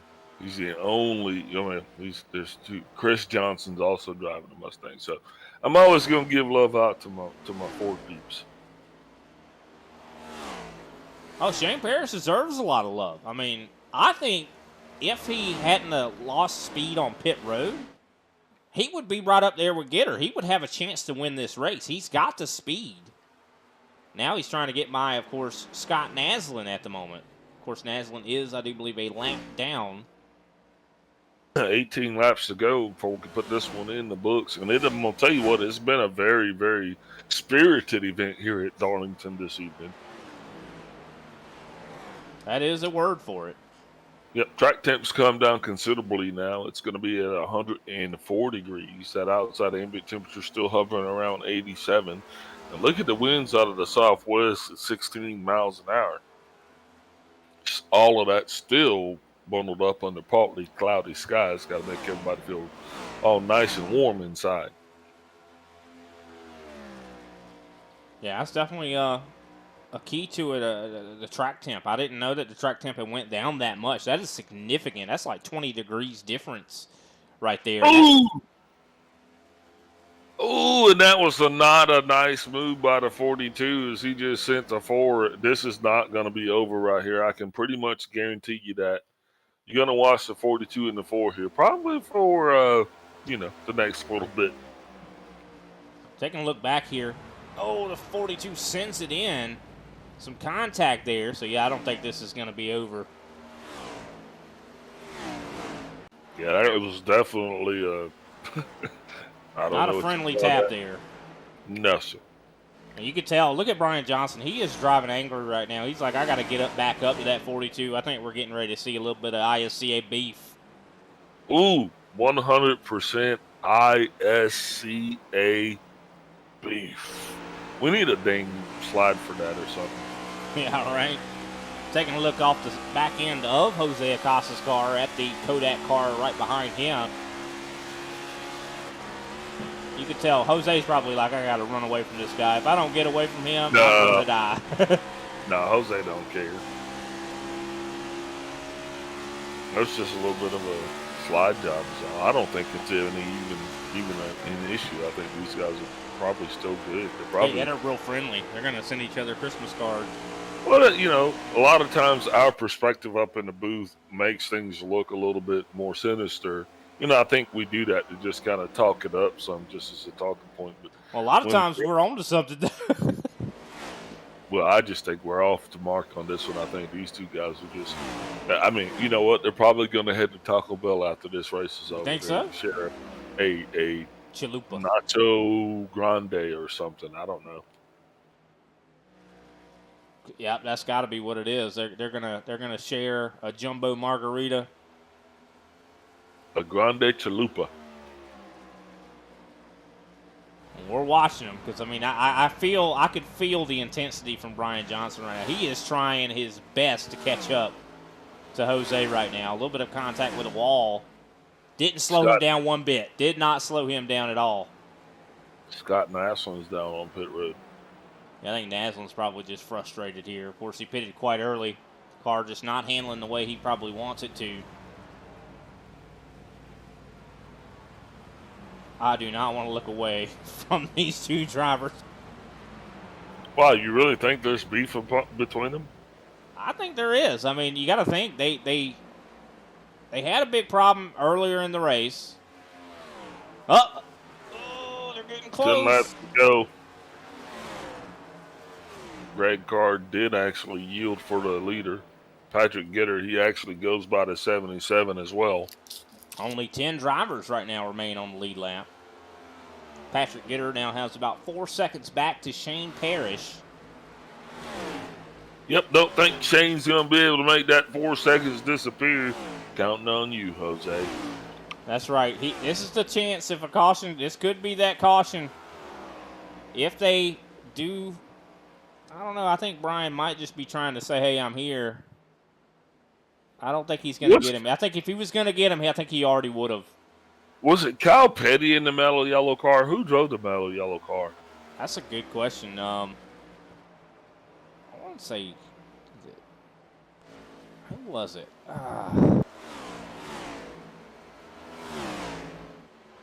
Not sure. I mean, I'll be honest with you. I want to say Dick Trickle, but I don't think it was.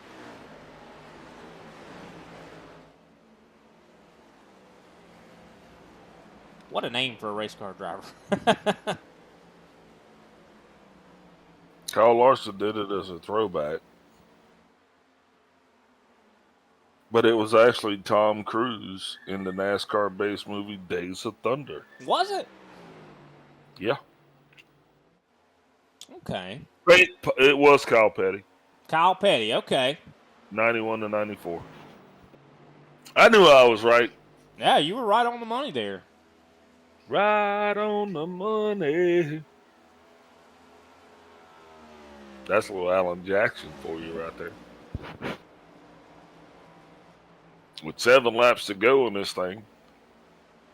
Patrick Gitter, I think, is in the prime position right now. I've said it again, and I'll say it one more time. How many more times are you going to say it, though? I don't think I got it. I don't think I have too many more times or time to say it more right now, just considering. I mean, we're really getting close to the end. The end is near. It very much is. Patrick Gitter able to put half the field a lap down here. Yeah, the forward Brian Johnson just really kind of lost a little something there at the end of that one, and that's going to spring the 42 well ahead of him and actually cause the Ford to battle for yet another position as here comes a lap down car, which is the 54 of Randy Mullins. Yeah, of course, Randy Mullins on the fresher tires. He was the last driver to pit. He has fought his way back up to 14th. 5 laps to go, Brian. Yeah, I think Randy Mullins is probably wishing he had come down pit road sooner. I mean, then again, it's hard to predict if a caution's going to come out late. Well, if it comes out now, I'm going to tell you what, it's going to be a lot of unhappy faces. Yeah, and it still could. I mean, we got to wait for the white flag. We're going to get it soon, though. So coming up 3 laps to go. We're watching Randy Mullins, of course, coming up to the 42 of Jose Acosta. Trying to see if he can't get by him. This could be a point of contention here. Looks like, nope. Well, I think Randy's going to be able to get on to the inside.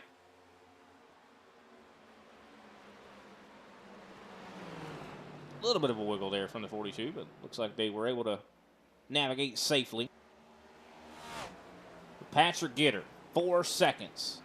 Coming to now 2 laps to go. Can he make it to the white flag? This week, there have been a lot of races that have had a caution right with that 1 to go mark. Greg Wyszynski, of course, had a race that got away from him in an A Open earlier this week, and he told me all about it. Said a caution came out as he took the white flag, and the white flag, unfortunately, was not actually waved, even though he did cross the start-finish line. Now, if that happens here again, that would be unfortunate, but it has been known to happen this week. Hey, Here. I just realized what's been throwing me off all this time. White flag's out. What's up? Kyle Petty drove the 44 car. Okay, yeah, he did. I didn't realize that was the car number he drove. I don't never really do remember watching a whole lot of Kyle Petty back then. But here we go. Into 3 and 4 comes Patrick Gitter onto the front stretch for the final time, and Patrick Gitter will win this race. What a dominant season he has had thus far. Of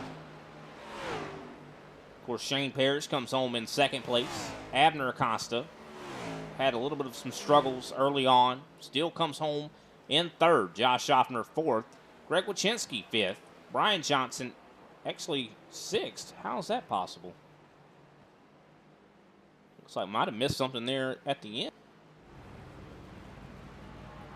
I think problems there for Abner Acosta still, or Jose. I don't think he's crossed the line yet.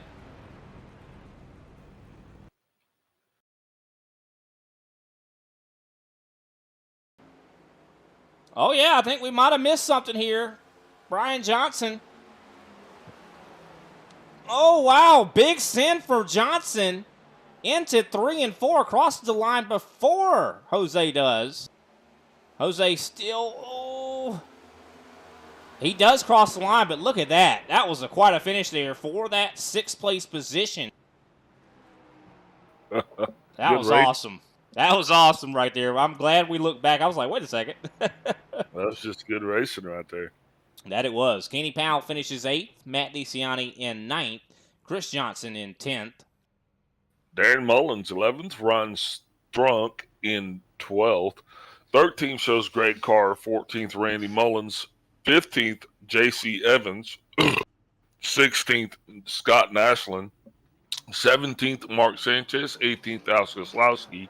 19th, Paul Olsen. And Derek Jacobs runs out this 20-car field. Patrick Gitter doing a well-deserved burnout there here at Darlington. Look at that. He's done this before. You can tell that. Yeah, very nicely done, sir. Nicely done. With that, I think we'll take a quick step away. We'll be right back, ladies and gentlemen, with our post-race show.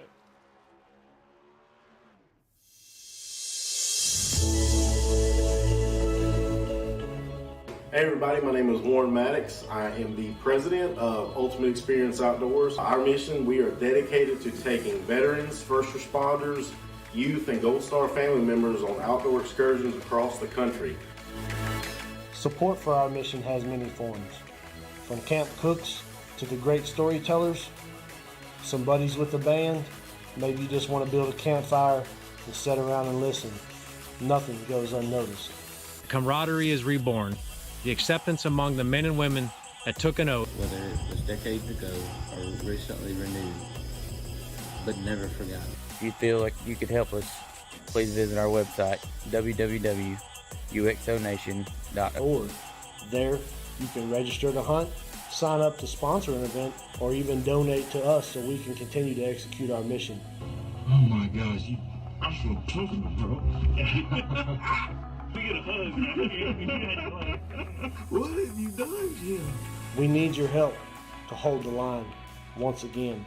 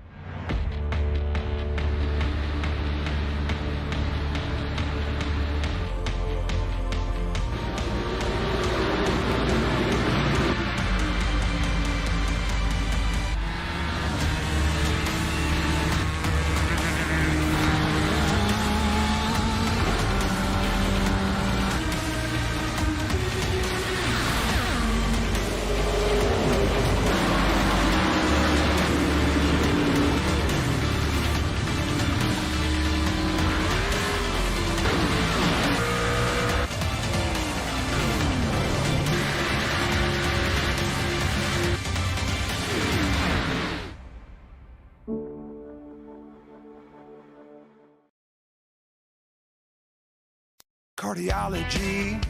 I don't have the heart. Pulmonary doctor, no cigar. I can't diagnose a simple cold or flu, but if your engine's got a cough, I know what to do. Give it 6 of these and wash it down with this. A new air filter ought to help it catch its breath. Napa know-how. Napa know-how.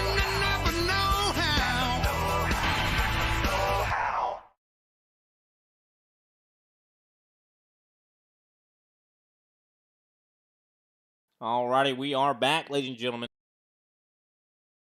And what a race this has been. Of course, first up, we're going to be talking to Abner Acosta with what a fantastic recovery, Abner. I mean, you had some damage earlier. You had huge contact with the rear end of Brian Johnson on like lap 4 or 5 or something like that that brought out that first caution. You had probably some substantial damage, but you got it fixed up. Front end looks really good compared to what it did earlier in the race.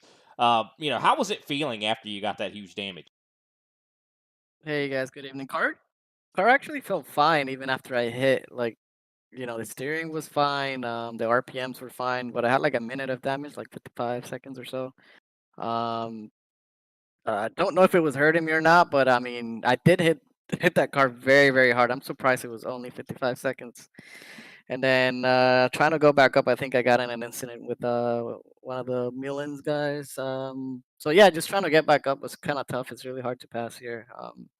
And don't think I had anything for first and second, but took me the whole race pretty much to get back up there. Yeah, and of course, I mean, you kind of went from the back to the front. I mean, you had to start back in, I think, 16th a couple times and then worked your way all the way back up. Darlington, like you said, is particularly hard to pass, but you were able to make more passes than I think anybody else out there.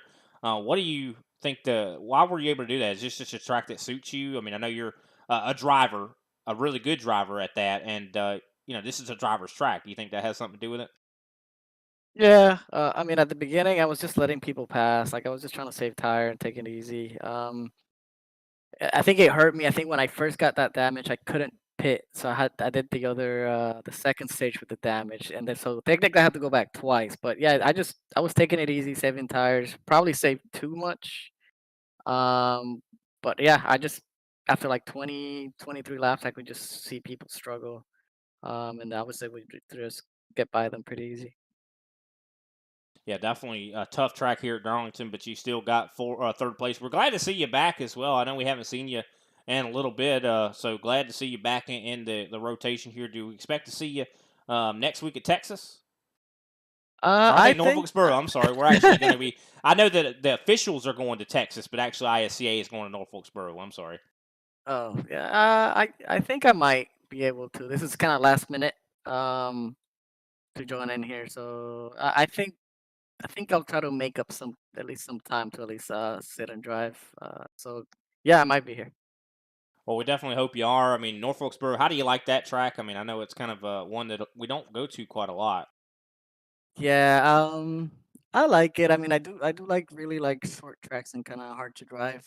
I enjoy that a lot. So I don't think I've raced there in a long time though, but I've definitely raced there before, and I think I do pretty good. So I think I'll be all right.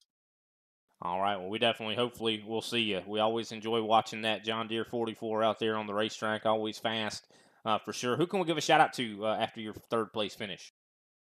Yeah, to Pandereta Racing Team, my brother, for getting me in here, and you guys at the booth for broadcasting. All right. Well, thanks for your time, Abner. Hopefully we'll get to see you next week, man. Have a great night.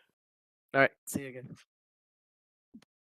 That was Abner Acosta, our third place finisher. Next up, we'll be talking to Shane Parrish. Of course, Shane Parrish. Do you read me, Shane? Of course, I think Big Al's standing by with you. Big Al, you there? Yep. All right. You got the floor. I mean, this is going to be interesting because Shane was fast tonight. Shane Parrish, Big Gal up in the booth. You got me? I got you, Big Al. Wow, congratulations on bringing home in second place. I know we were kind of talking about it all throughout the end of that third stage, especially because your car, I mean, you came out with some serious long run speed. Was that something that was calculated? No, kind of learned it a little bit as I had to because of that rookie spin that I did on pit road, how embarrassing that was. take me from second or third back to 10th. But, I had to save there, and then things just kind of went our way, and I just saved. And the car took off, was on fire. The last round, I wasn't so good at saving. It was, as you all know, I got caught up in some lap traffic there that held me up about 7 seconds. So really had to go. So I pushed it a little bit and went a little more than I should have there at the end. But I was holding close times with the leader. I really want to get up there and try to beat Patrick someday in this lifetime if that's possible. But congratulations to Patrick again.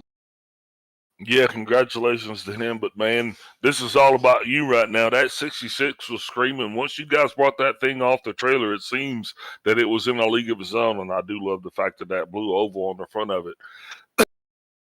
How much Darlington's not everybody's track. So does it fall into your wheelhouse, or is this a track that you spent countless hours in a love-hate relationship with in order to fall on line? Well, I can tell you that my finishes here have been 20th back for the longest time. And then I didn't race it for the longest time just because I couldn't do it.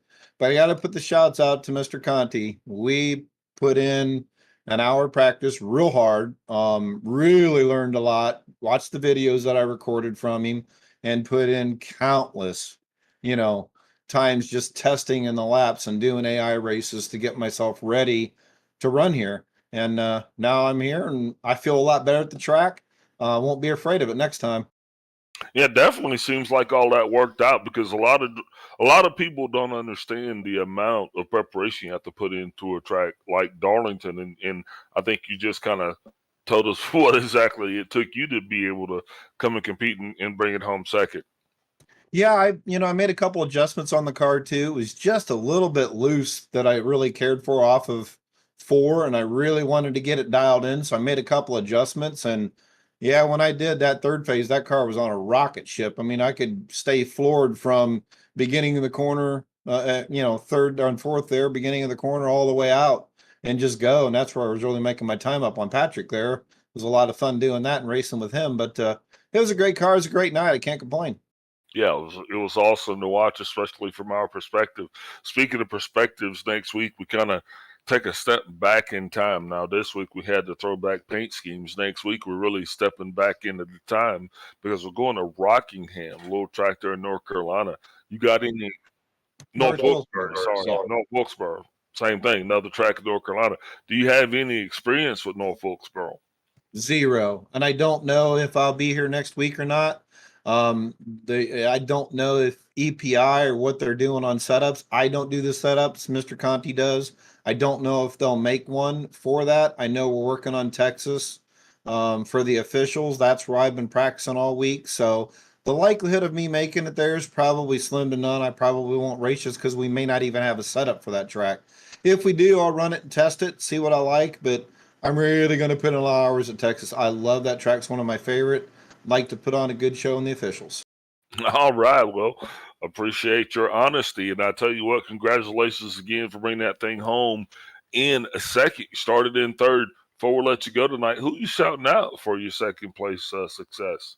I definitely got a shout out to EPI, the entire group, Mr. Conti for the setups, the time that I spend with him every week. Love the training sessions we do every Wednesday. It helps out a ton for race day.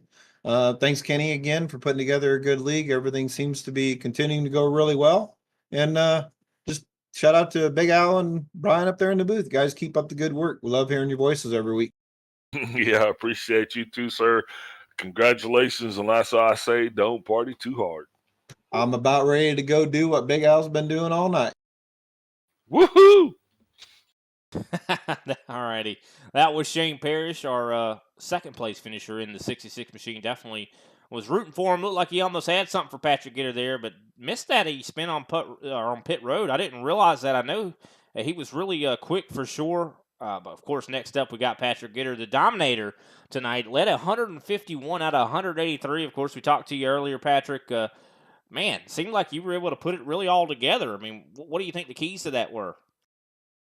I think a lot of it at Darlington is seat time. It's just this is such a technical track. I've put a lot of time in here just over past seasons on iRacing at Darlington, and I just like these tracks that are really technical and it requires a combination of just a certain amount of throttle input, a certain amount of steering wheel input. So I really enjoyed Darlington. There's some strategy into it, not so much in pit strategy, but just in how you're kind of driving the car. So I really like that aspect of it, and then just the guys at EPI this week really put out a heck of a set, having to reconfigure some of the car sets now that we've got the RPM changes and the tire model changes. But it's worked out great, so great for us this week. Just a combination of things. Yeah, definitely seemed like you guys had a really good car here. Of course, you talked about pit strategy. It seemed like you had a little bit of that going on. I mean, you saw Shane Parrish was right on your keister. I mean, was that, the idea to kind of try to take the ability of him to short pit away from him, or? Shane had such incredible long run speed on that second run. I was like, okay, he's gonna get to me. And he and I, being teammates, we started talking about pit strategy and when we were gonna come in, and um, decided to come in together there on that green flag stop. And then it was just really gonna be.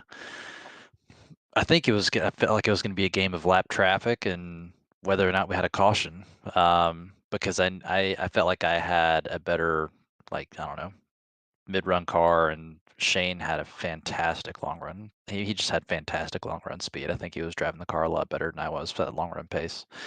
And unfortunately, it just didn't work out for him there on that last run that we had, man. But he's been really impressive lately, and he's picked up a lot of speed, so he's going to be somebody to watch out for as the season progresses here. No, I definitely agree. He's bound and determined, I think, to get him get him a dub, and I think he's going to get it for sure. I mean, he's been showing nothing but really good speed. I thought he was going to get it tonight. I mean, especially at the track too tough to tame. I mean, this is the best track. If you get a win here, it's like you can't luck into one. You had a track like this, that for sure. And of course, it really shows how good of a driver you are as well to be able to win at a place like this, to be able to dominate for sure. I mean, of course, Darlington. I mean, you say you like this track. Of course, next week I do believe Norfolksboro. I know that, like you guys, Shane Parrish kind of alluded to that. Probably not going to have a setup for that. What is going to be the strategy if you do come race at Norfolksboro? I think it's going to be leaning on short track experience. I have not run these cars there before. I've run a ton of modified races there, so I think it's going to be trying to transition that knowledge from some of those shorter track races, running the modifieds, the late models, things like that, and seeing what you can apply from that and how quickly you can adjust. So I think it's going to be a learning experience for everybody next week, I feel like. Yeah, for sure. I think everybody's going to have to really lean on their own building techniques for sure. A lot of, because I mean, a lot of the shops and things of that nature are not going to really have anything for that for sure. So I think it's going to be uh, very, very different when what we usually see for sure. So can't wait to see what that looks like. And I think that you'll still probably come here with something strong no matter what. I mean, you seem like you could drive anything and be quick in it, Patrick. Great job to you, though, for sure. Of course, another win here. You guys have definitely sent a message to, I think, everybody in the garage here in the ISCA. Was that kind of the goal, or are you just out here for the competition? I don't know. I mean, I think it's just for me, it's just about finding competition, challenging yourself, and finding a group that's going to be respectful, but also that's going to be, they know when to be respectful, but they know when to be aggressive. And I think for the most part, the guys in here know how to do that. And so I've just really enjoyed that aspect of it. But I don't know, man. I mean, I had some friends in here, Matt DeCiani, Derek Heitman, some other guys that were in here, and they seem to enjoy it each week. And so I've jumped in and have enjoyed it ever since. And we've been trying to rep EPI as best we can, but there's plenty of other groups and teams in here that bring speed every week too. So it's a good challenge to see where we stack up, and it's just great competition, I think. Yeah, definitely welcome to competition in here for sure. You definitely put it on these guys, and love to see it every week. And you give a lot of the drivers out here, I think, a goal to shoot for, which is awesome to see for sure. Glad you were able to conquer Darlington. Can't wait to see what next week looks like for you. Of course, who can we give a shout out to after this big win here tonight at Darlington? I mean, this is a crown jewel one right here. Yeah, Brian. Obviously EPI. They couldn't have done it this week without the guys there, Michael Conti and his team at Team Conti as a whole. We lean on those guys each week for some guidance, advice, things like that, and they just deliver consistently. So appreciate those guys. Want to thank my teammates. Shane, Matt. All the guys on our team. They're just really great to work with, and I enjoy running with them. Martin PC, check them out for any computer needs, PC, sim racing needs, things like that. And C12 Design Shop, they did this Dale Senior paint for me back to his Nova days. So I'm glad I could do that paint justice tonight. And appreciate you guys for putting on the broadcast for us. All right. Well, thanks for your time, Patrick. Congratulations once again. Hopefully, we'll get to see you next week, bud. All right. Yes, sir. Thanks, guys. All righty. That was Patrick Gitter, driver of the 21 machine, able to dominate here tonight. 151 laps led out of 183. One stage number one. Of course, excellent pit strategy from Kenny Powell. Took stage 2 away. Of course, that's going to give him some good points. But then Patrick Gitter comes home with the final win. Going to get the most points out of everybody here tonight. Definitely awesome job to him, and awesome job to Shane Paris as well. I really was hoping for him, and what a recovery as well from Abner Acosta to have such tremendous damage earlier in the race, and it wasn't even as much as I kind of thought it was going to be. I mean, that was a huge hit, and only had a little under a minute for sure. Also, shout out to Josh Schaffner, Greg Wachinski, all those guys. Brian Johnson, really great recovery, and what a battle there for that 6th place finish at the end there with Jose Acosta. Of course, I'm sure that they're going to have some conversations after this race, but man, what a job to everybody out there. We appreciate everybody out there tuning in as well. Big Al, any final thoughts here at Darlington? Man, it was like a trip down memory lane, seeing all of the throwback paint schemes. And I'm going to tell all of the drivers, man, I don't know if I had a favorite, probably Kenny Powell's throwback to Rusty Wallace, but man, that was amazing. The racing was awesome. And once again, the highest caliber competition you're going to come across. So if you know somebody that's up to the challenge, please send them this way. The ISCA, they never disappoint. 100%. Of course, you could find the ISCA. There's the ISCA website. I do believe iRacingStockCarAssociation.com, if I'm not mistaken.